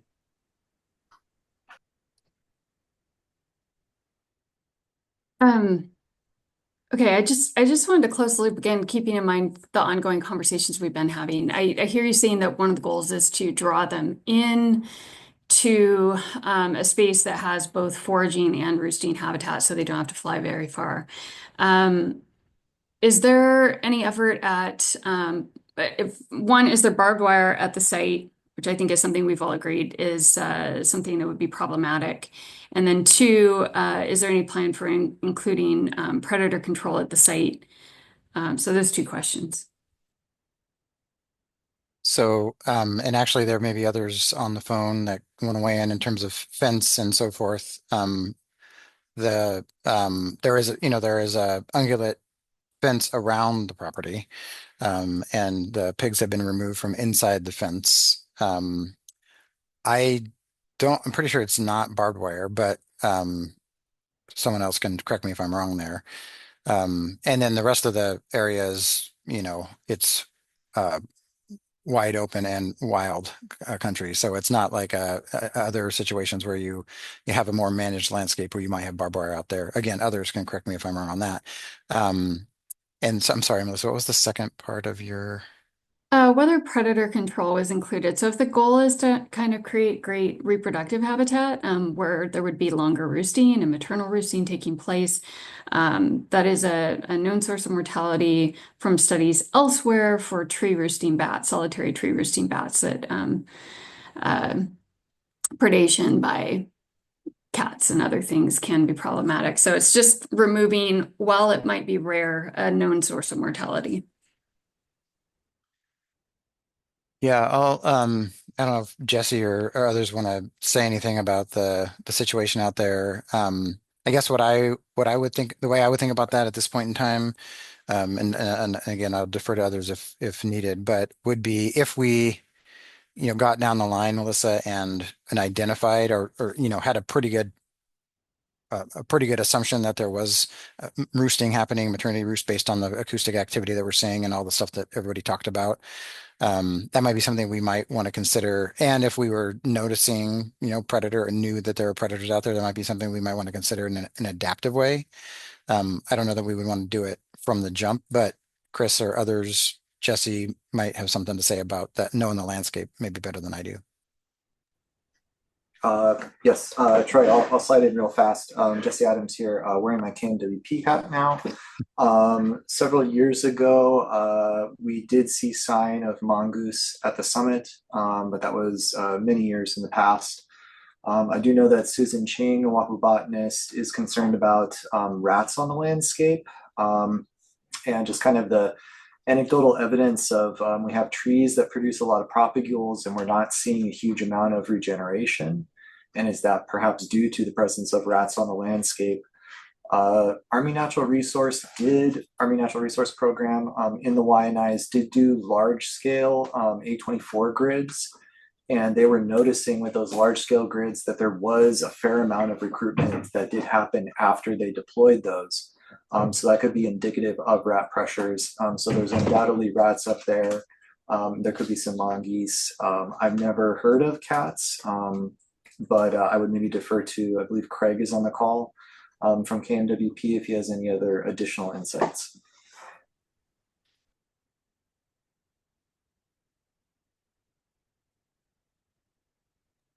Yeah, thanks, Jesse. This is Craig at KMWP. I'm a new manager here, so I'm getting up to speed. I've been here for about a week or so. And your question is about predation on seeds for dispersal for plants that could support No. foraging and No, sorry, that's not my question. We're grasping at straws here for other sources of mortality in bats that could be mitigated for, right? So okay. in this particular context, the whole point is that you have the major source of mortality for bats that's known, published across the literature as wind turbines. That's what's killing them. That's what's causing endangerment. And so you've got other known sources of potential mortality or impacts, such as insecticides, so secondary toxicity kinds of things. Barbed wire is a known source of mortality. And then there is quite a bit of literature showing that elsewhere around the world, you get solitary tree roosting bats eaten by things like barn owls, cats, rats. So things that are generalist carnivores are going to also eat bats when they come across them. It's going to be rare for solitary tree roosting bats, but it does occur. And again, we're grasping at straws for how can we make up for these losses elsewhere. So in a mitigation project like this, where we're trying to improve habitat to draw them in, the question is, are you doing the best you can to control for all other sources of mortality? And thus, you should not have barbed wire at the site. And ideally, you would have predator control of things that, yes, impact habitat and it broadly improves it, but also would impact potentially bat mortality. Rare, but could impact it. So I do have to respond to this because I know this is it continues to be brought up. And so hoary bats are a solitary tree roosting species. They roost in foliage.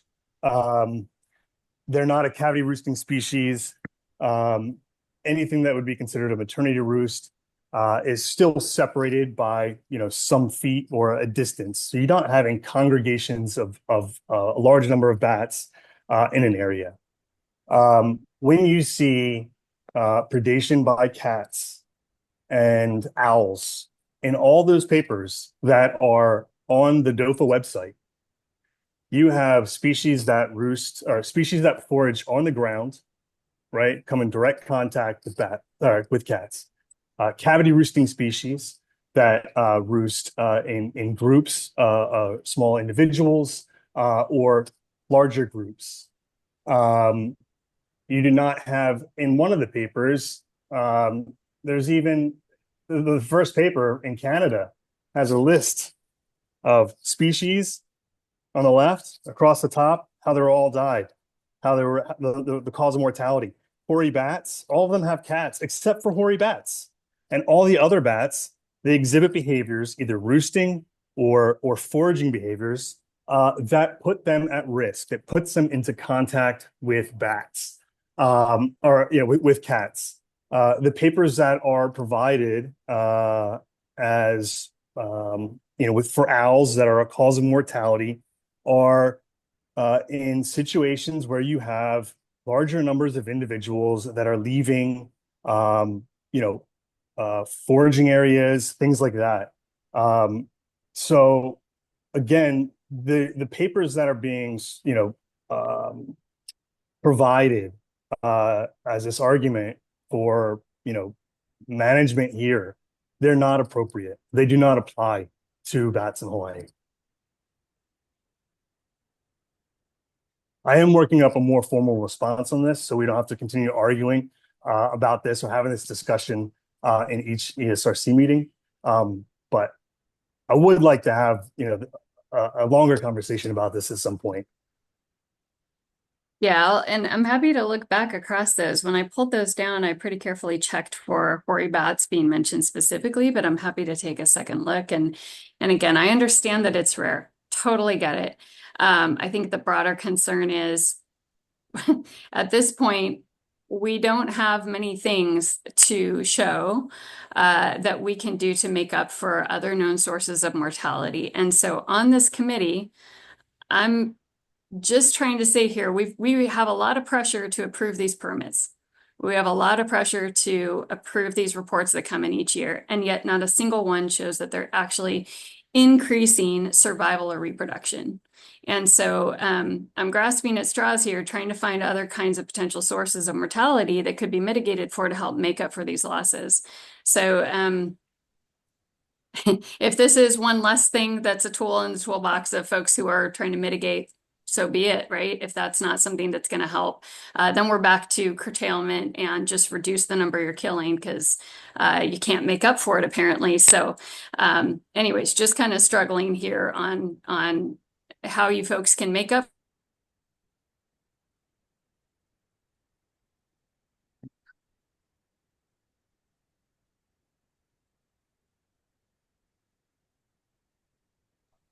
Melissa, did you freeze?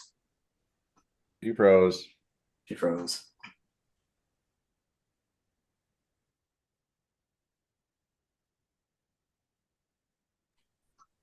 Looks like a few other people did too.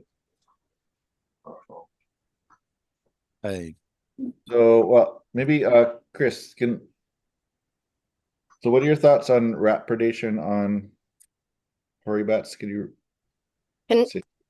and can I just add in on the rat story up in that area? It's been years since I've been in Poamoho, but I spent a bunch of time up there working on snail projects. And I know for sure there's rats, there's mongoose, there's no question. There's probably cats cruising on the trails as well. Um, but in the context, I think, of this mitigation plan, along with predator control potentially being a benefit to directly on bats, there is no question that predator control is going to be a benefit for plant restoration, along with whatever else is out there, in the bigger picture. So as a grander kind of look at this management area, which is part of the story of the complexity of so many people being involved in managing an area, predator control, I would think, would be an important piece.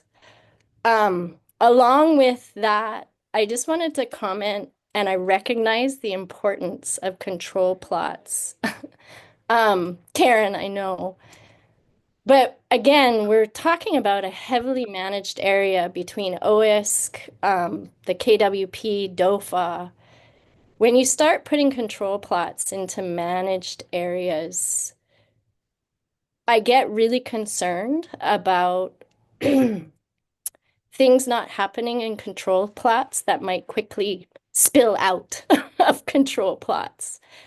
So I just, you know, I would be more interested in hearing from the managers on the ground about those kinds of things. And then I also, you know, recognize again that this plan has been in the works for a decade, but we have so many other examples of bat mitigation projects that actually focus on non-native habitats. I mean, we had one on Maui talking about the importance of cow dung pulling in insects.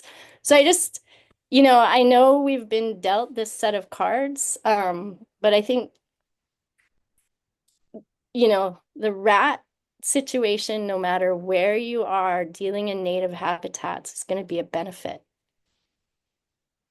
So that's just my thoughts.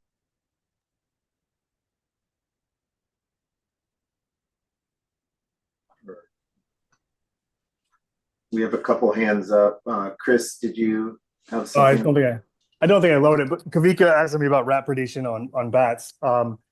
You know, I will be honest, I have started going through like the diet papers of rats. You know, there is a small window where, you know, females are pregnant. So if a rat was to come across the bat would probably just fly away.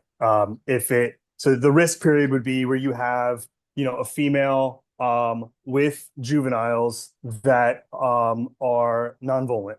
And so you know, that window of time is, you know, when they could be potentially, you know, at risk from rats. You know, if they would move away or crawl away, you know, I don't know. If they couldn't fly. But you know, there is a small window that would be a period of risk, um, you know, for rats. But I have not seen yet in the papers any diet studies that have, you know, resulted in bats in their diet or have identified, you know, bat remains in the diet. Thank you. Lindsay, you had your hand up. Oh, you're on mute, Lindsay. Sorry, I just wanted to comment on the rat thing. First of all, if a rat predated a bat, it's going to be a very rare event in the life cycle of that rat because the bats themselves are so rare. So I don't know that we'd ever see it show up in a rat diet, but we do know that rats predate all sorts of things that live in trees that are at rare density, included things that are flighted. There are a lot of birds, even when they're not on the nest, it'll be taken. It's opportunistic. So I think it'd be really tough to quantify predation rates on bats, but we should not assume that it's not happening based on what we collectively know of the impact of rats. What we do know is that rats really impact invertebrate density. We have data from this and showing before and after rat removal in a lot of places. They also impact the habitat. And given that this management is focused on indirect measures of improving the habitat through arthropod and prey abundance, I think rats are actually a really critically important part of that. Because even if we improve the habitat for them, with outplanting and weeding and all of that, if we're not removing the threats to some of those, which are almost certainly rats, we know that arthropods make up a good portion of their diet based on Aaron Shields' work. I think you're going to see diminished success. And then I know the ESRC is kind of split, which is probably challenging for people to reconcile, but I do agree with Karen on this. If we're trying to get an implementation, like an idea of numbers of how we're benefiting the species, right now, this is an indirect mitigation in a way. We need to know how much the management is actually improving the food source. And really the only way to get at that is some sort of control plot. Otherwise, it's not super defensible scientifically, at least from where I stand. So just the overall summary, I support control plots because I think it's one of the few ways we're going to get at what this management is doing in terms of increase. And I think the rat issue is much larger than, you know, as oh my gosh, I'm spacing out right now. As it was brought up earlier, than just on the bats themselves, it's the whole ecosystem and habitat that we're trying to restore.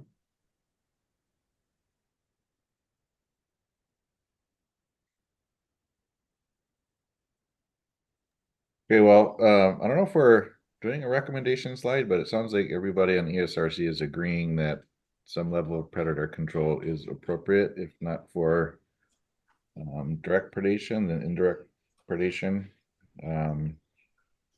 So that's what I'm hearing.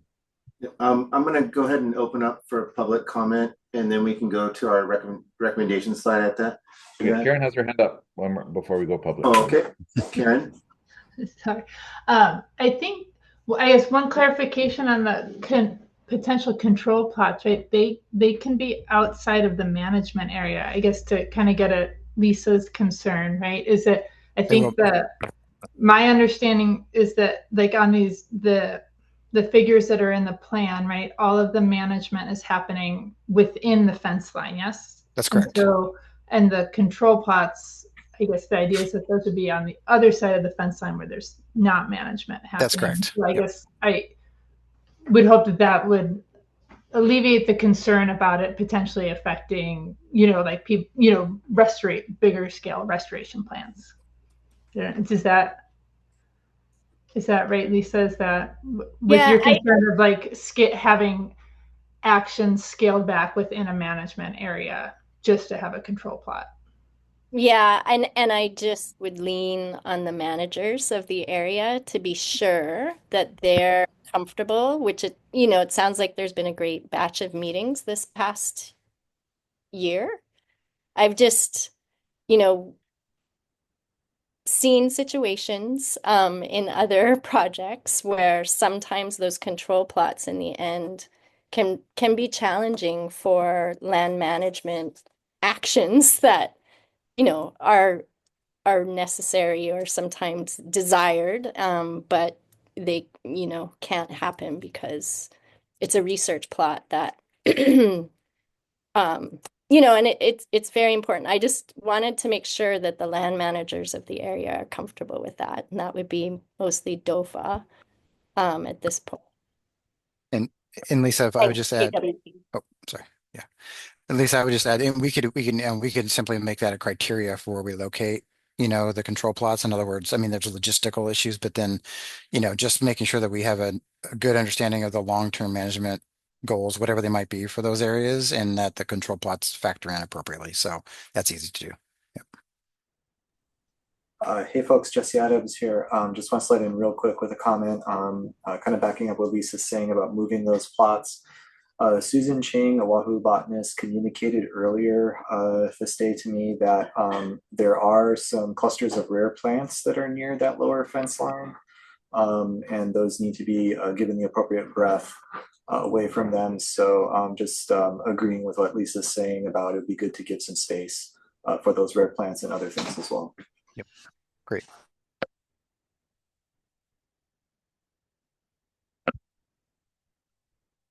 On into public comment. Thank you, everyone. Jesse, it looks like Serene has her hand up. Yeah. We can go ahead with the KMWP question or comment.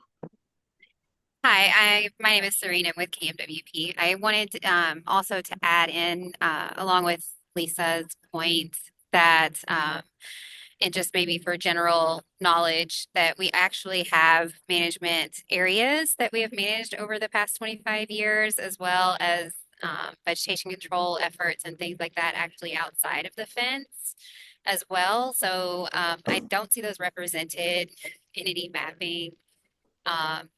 It's a point of frustration for me as the GIS analyst for KMWP to see such a sort of skewed view of KMWP's work and effort. It has no date range. It doesn't have any context. It's just kind of like a bunch of points thrown on a map. So I just wanted to make sure that there is some pointing out of the fact that some of that information is distorted a great deal, and that we actually do have management that we have done and vegetation control and monitoring that we have done outside of the fenced area of Poamoho management zone. Yeah, and Serene, just to take that real quick, obviously in the plan with the focus being in the Poamoho, we obviously truncated the data to focus on the Poamoho we can happily, expand that to outside the fence, but the reason why it wasn't included was simply just because the plan was focused on Poamoho. Sorry, Craig, you were going to maybe add something there. Not to the particular point, but I have other things I'd like to mention as well that build upon what Serene's describing. And as I review the management plan, some observations I'd just like to share. These have to do with contracting items, but I think there's a need to consider to update the budget currently. The Helo ops, for example, I think is low. When we send a field crew team out, we're sending about 8 people, not 2 or 3 people, to effectively use the resources, the team, and the Helo ops. And that requires about 6 Helo PAX load flights per field operation day, 3 in and 3 out. So that's a further area. I know it has to do more with contracting. And then also to update the salary and fringe rates, maybe include yearly increases across 8 years would be other things to consider. The management plan schedule would be of interest to KWNP, and also having measurable goals for vegetative monitoring to confirm the acreage and specific details about the vegetation survey and monitoring, such as acre, survey type, level of detail, those kind of things. And also measurable goals for weed control, plots versus transects, and details there. The other things that I want to just share briefly is that for monitoring and vegetation control, KMWP has work areas that they currently manage, and we would want to make sure that those don't overlap with areas for this current proposal, that we don't double down on management area locations. And then for evaluative monitoring, at this time, KMWP, I don't think is able to provide baseline bat prey monitoring. We don't have an entomologist, and similar for bat acoustic activity. We don't have the skill set or equipment right now to set up acoustic monitors and maintain them. However, we can definitely recommend location sites. So there's some of the things I just want to share with the group. Mahalo. And if I could just weigh in quickly on some of those things. One is, Craig, thanks for that. And I know the helicopter cost in particular, I know is an ever evolving thing. And Jesse and I talked about that last week. And I know that's something that is on our mind as we move forward here. And obviously will be baked into contracting. And then I think with respect to the consideration about location of management activities as it relates to ongoing work. That's really where the kind of the ongoing coordination and the annual planning will be happening. So we'll be for sure in lockstep on all that kind of stuff. And then there was one other thing I was going to mention and I've forgotten it. Anyway, it may come to me later, but I appreciate that. Yeah.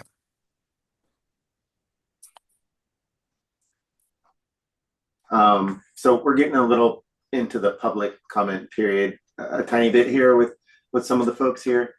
So I just want to make a note of that we're basically moved into the public comment period at this time. So if there's any other comments from the public, this can also be sent to our email. We're going to just look on Zoom and see if we have any comments on Zoom.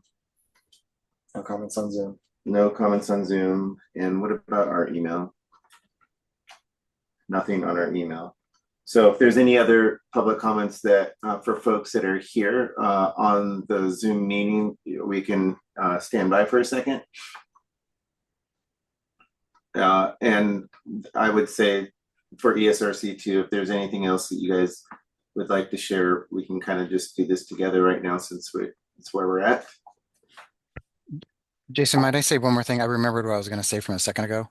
One other note, Craig, that you had was KMWP's limitations with respect to insect ID or entomology and bat acoustic work.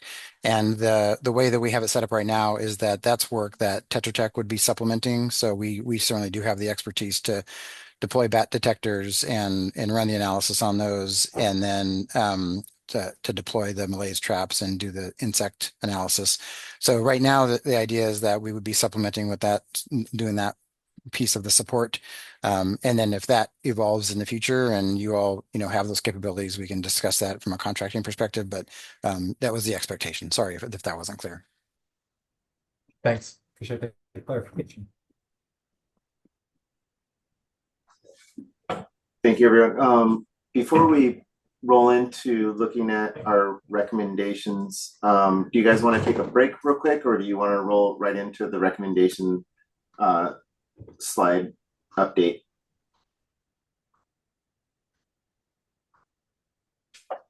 This is to the ESRC. I'm on the fence, honestly, so I abstain. Does anybody feel strongly one way or another?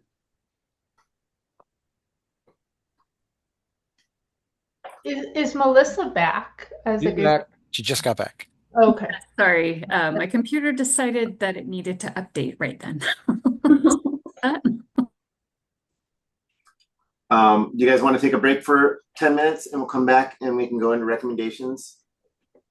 Sorry, do we have one more item after this, or is this it for today? This is it for today. Then I would suggest we plow through. Okay. Wait, after a 10-minute break or right now? I'll defer. I'm going to let you guys make this decision here. Okay. I see Lindsay has a hard stop in 3 minutes, so let's get through as much as we can. Okay. All right, let's go. Mine are pretty easy. It's the predator control that we should consider doing rat control specifically to make sure that keeps arthropod abundance up, and that we still should consider some level of having a control site, ideally outside of the management area, so that we get at some of those metrics of success. And I think some of that, yeah, it's already captured on bullet point 2 for the control plots. And it's also captured in the plan, also outside the management area. But I also second you on the predator control stuff. I think that's a very important component.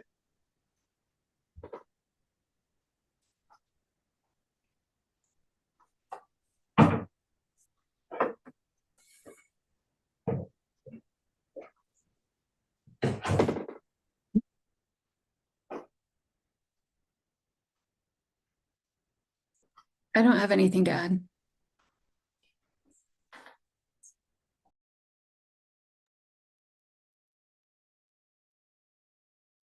I would just add that continued, often, and regular communication amongst all the parties doing management out there.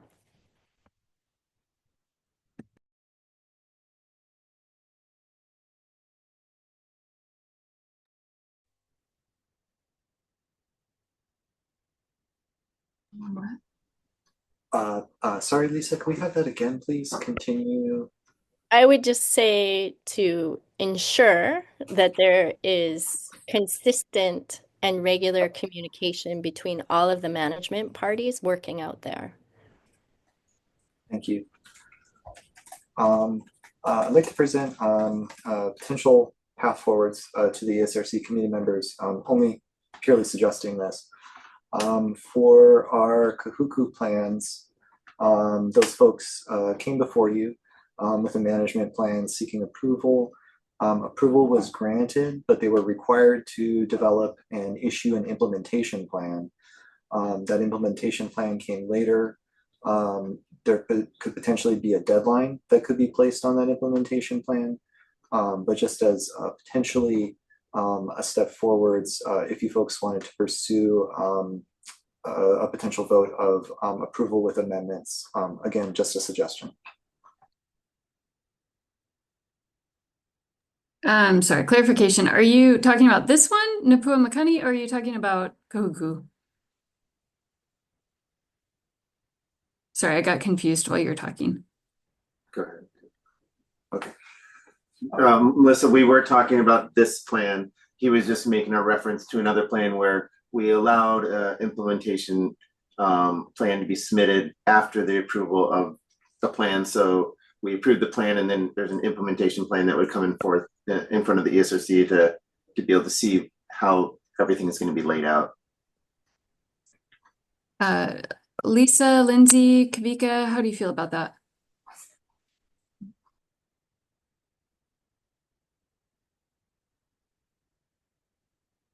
Is Lindsay still here? I think we lost Lindsay, so Lisa and Kavika.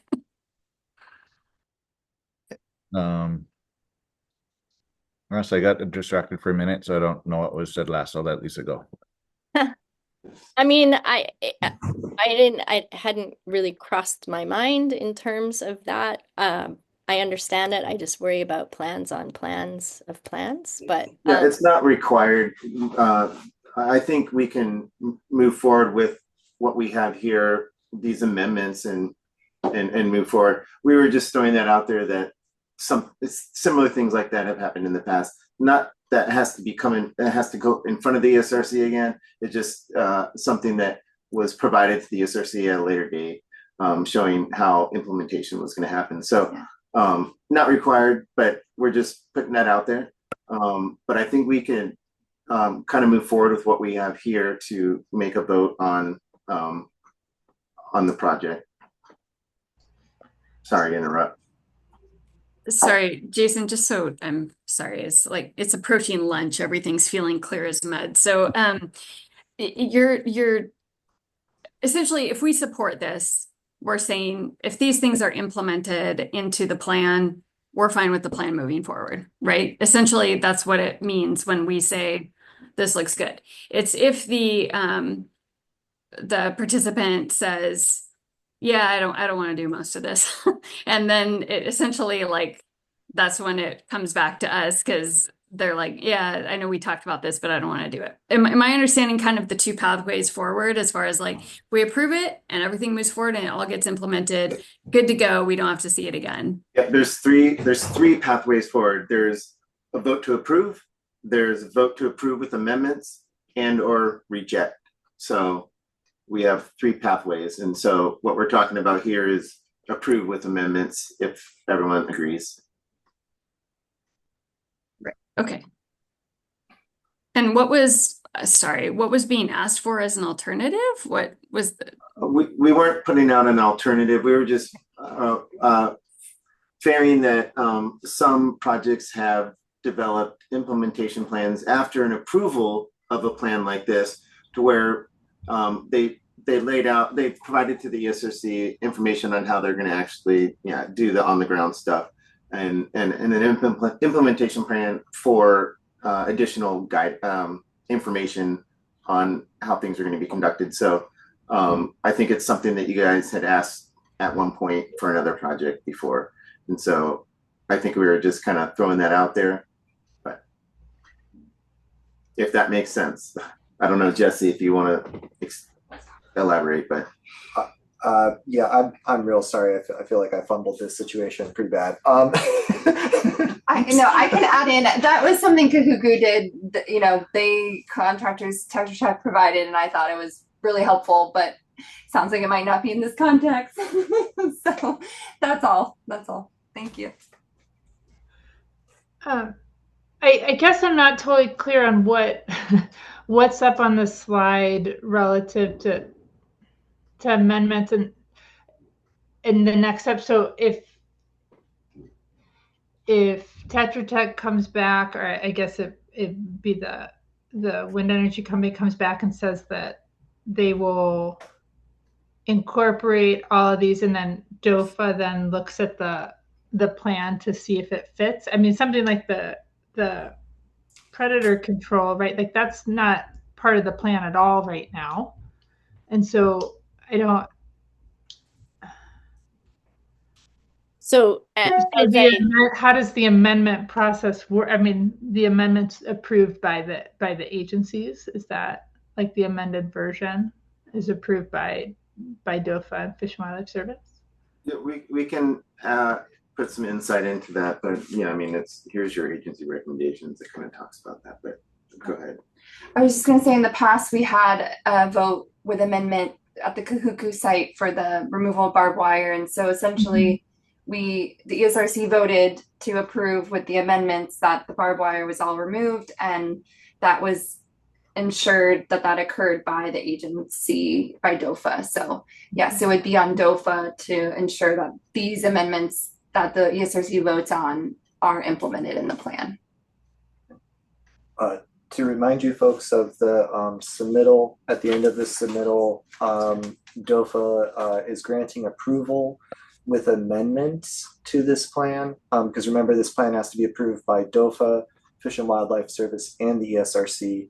So at the end of the submittal for DOFA, DOFA is granting approval with amendments. A lot of those amendments are focused on outplanting plan. There's a couple other items that are in there. And we gave Tetra Tech a deadline to submit a revised copy of the plan with our amendments so that those were addressed, and that they then receive final approval once we've received that copy.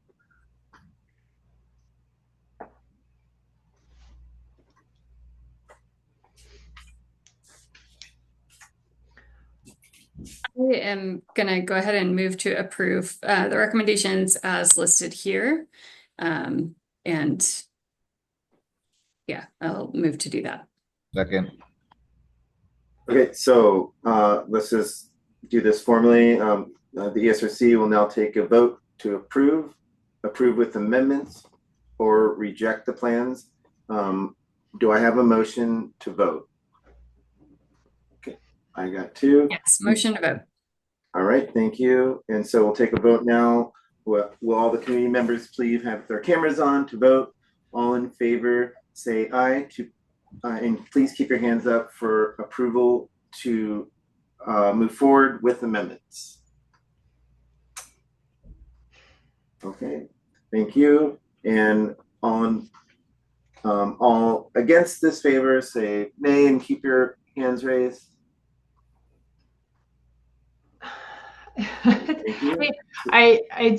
I'm voting it because I think I'd want to understand what the predator component was in order to move forward. So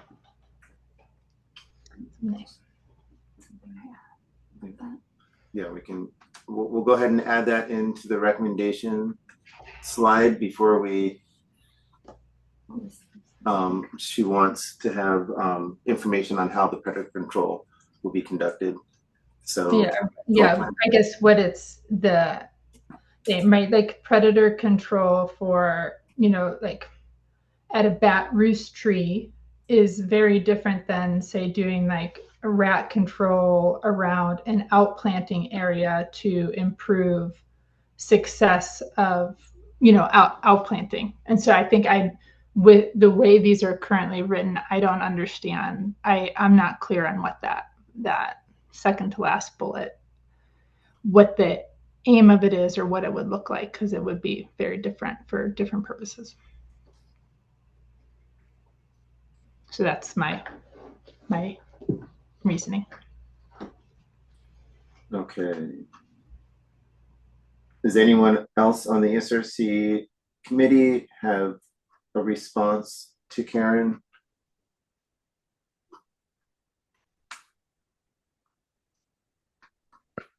We could revote if she likes this one. Yeah. I mean, again, we could put the caveat in there that a predator control plan be developed in consultation with the agencies, being DOFA and U.S. Fish and Wildlife Service, to be integrated into the plan.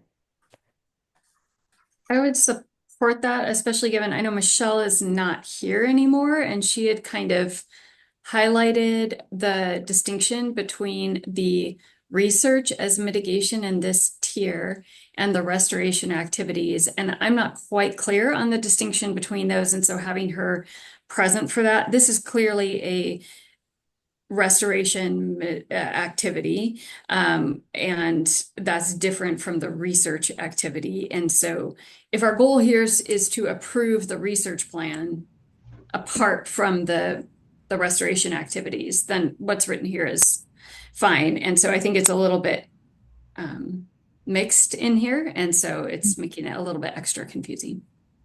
Yeah, thanks. That's Yeah. a The plan. goal is for both, the plan and the research plan, mitigation plan.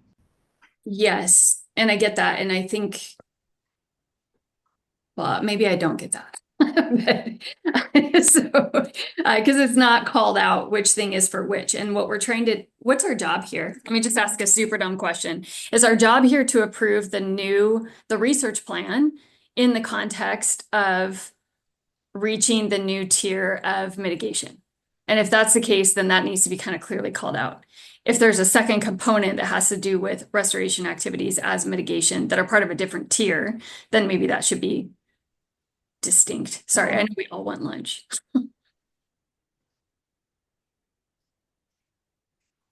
Troy, you have some help here. I don't want to interrupt the deliberations, but I guess I just wanted to point out, I think my understanding of what Michelle was getting at is, and she's correct in that what she was saying is that we have to do a certain amount of monitoring to determine whether or not the mitigation is effective or not, whether or not we're meeting our success criteria, and not to confuse that with, and not call that research. And that's where we have created, so all of that is described in the management plan, the management activities and the monitoring that will be occurring to determine whether or not the management activities are effective. That's in the management plan. The research component is what's happening outside of the fence, and it is separate, and in part is because of what Michelle outlined. And that's why there are two plans, frankly. So I just wanted to point that out. Okay, and again, just for clarification, and maybe the HCP team can help with this, the mitigation is part of a previous tier and it was previously approved, and we're just kind of, no, not approved. So we're having to approve that mitigation plan. And sorry, Lisa and Troy. Correct. Sorry, that's slipping real fast. Just to recap, these folks have two tiers for bats. They are in their first tier, which is 34 bats. They've taken 4 observed bats to date, but they're in their first tier. This would be mitigation for that. And Just to clarify, this is approving a mitigation plan and a research plan, correct? Which equals tier one mitigation. Tier one. Correct. So helpful. Thank you. So if something applies to an edit to the research plan, it seems like that should be called out in this slide. And if it applies to the mitigation plan, it should be called out as such. That seems really important for the contractors and the permit holder, as well as for our future understanding of what we've asked them to do.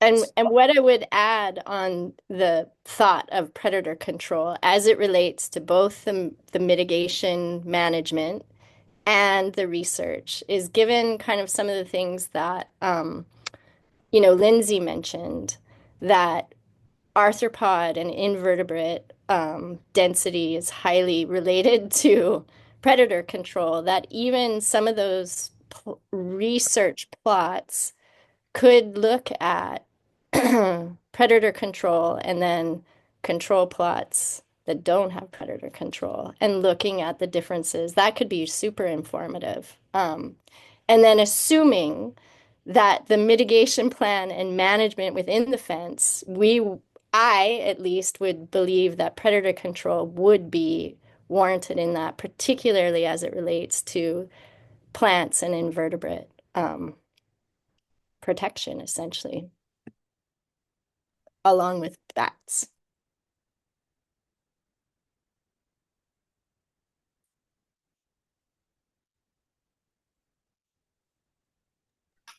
Okay, this is helpful. So I know we were in the middle of taking a vote.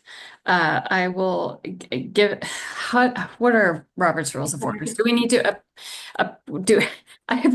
when you amend something, there's like a whole process you have to go through for what? Your motion stands as amended. Okay. As does my second. Hey folks, really sorry here. We just want to double check as the note takers regarding predator control. Lisa, were you voicing you wanted predator control specifically within the fence, which would indicate the mitigation plan, or did you want it inside and outside indicating both plans? Predator control would be valuable to both plans. I leave it to the land managers to determine what makes the most sense from their management perspective. As the research plan is implemented, I think there would be value in looking at the differences of predator control and non-predator control plots. And I actually think this action could really help us see more response in the restoration as part of the restoration monitoring and on the research part. Okay, thank you. Okay. Thank you. Okay, so as we go forward here at this point, first we're just gonna have the ESRC okay, you know, these amendments that we see on the slide, and then we're gonna go back into a vote again, if that's okay with you guys.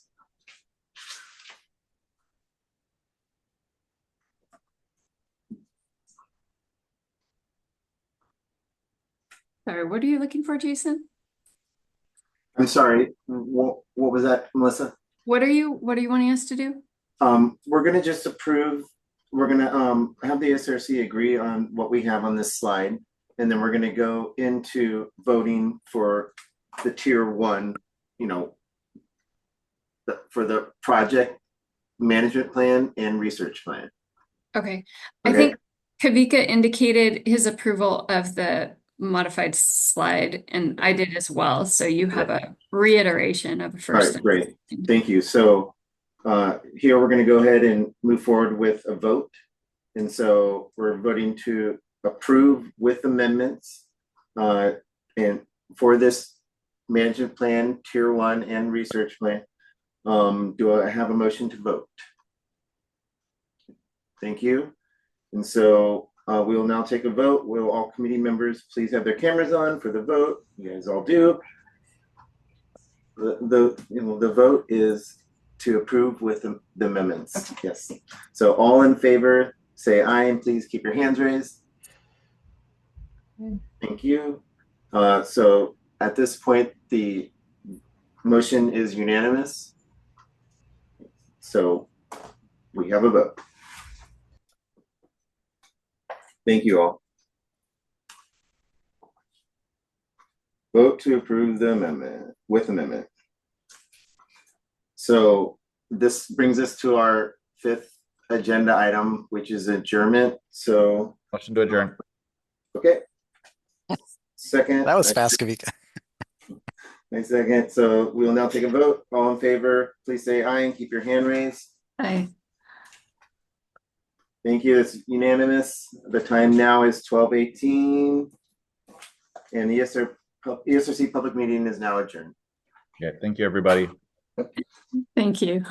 Thank you, folks. I just want to take a quick moment to thank everybody on the ESRC committee.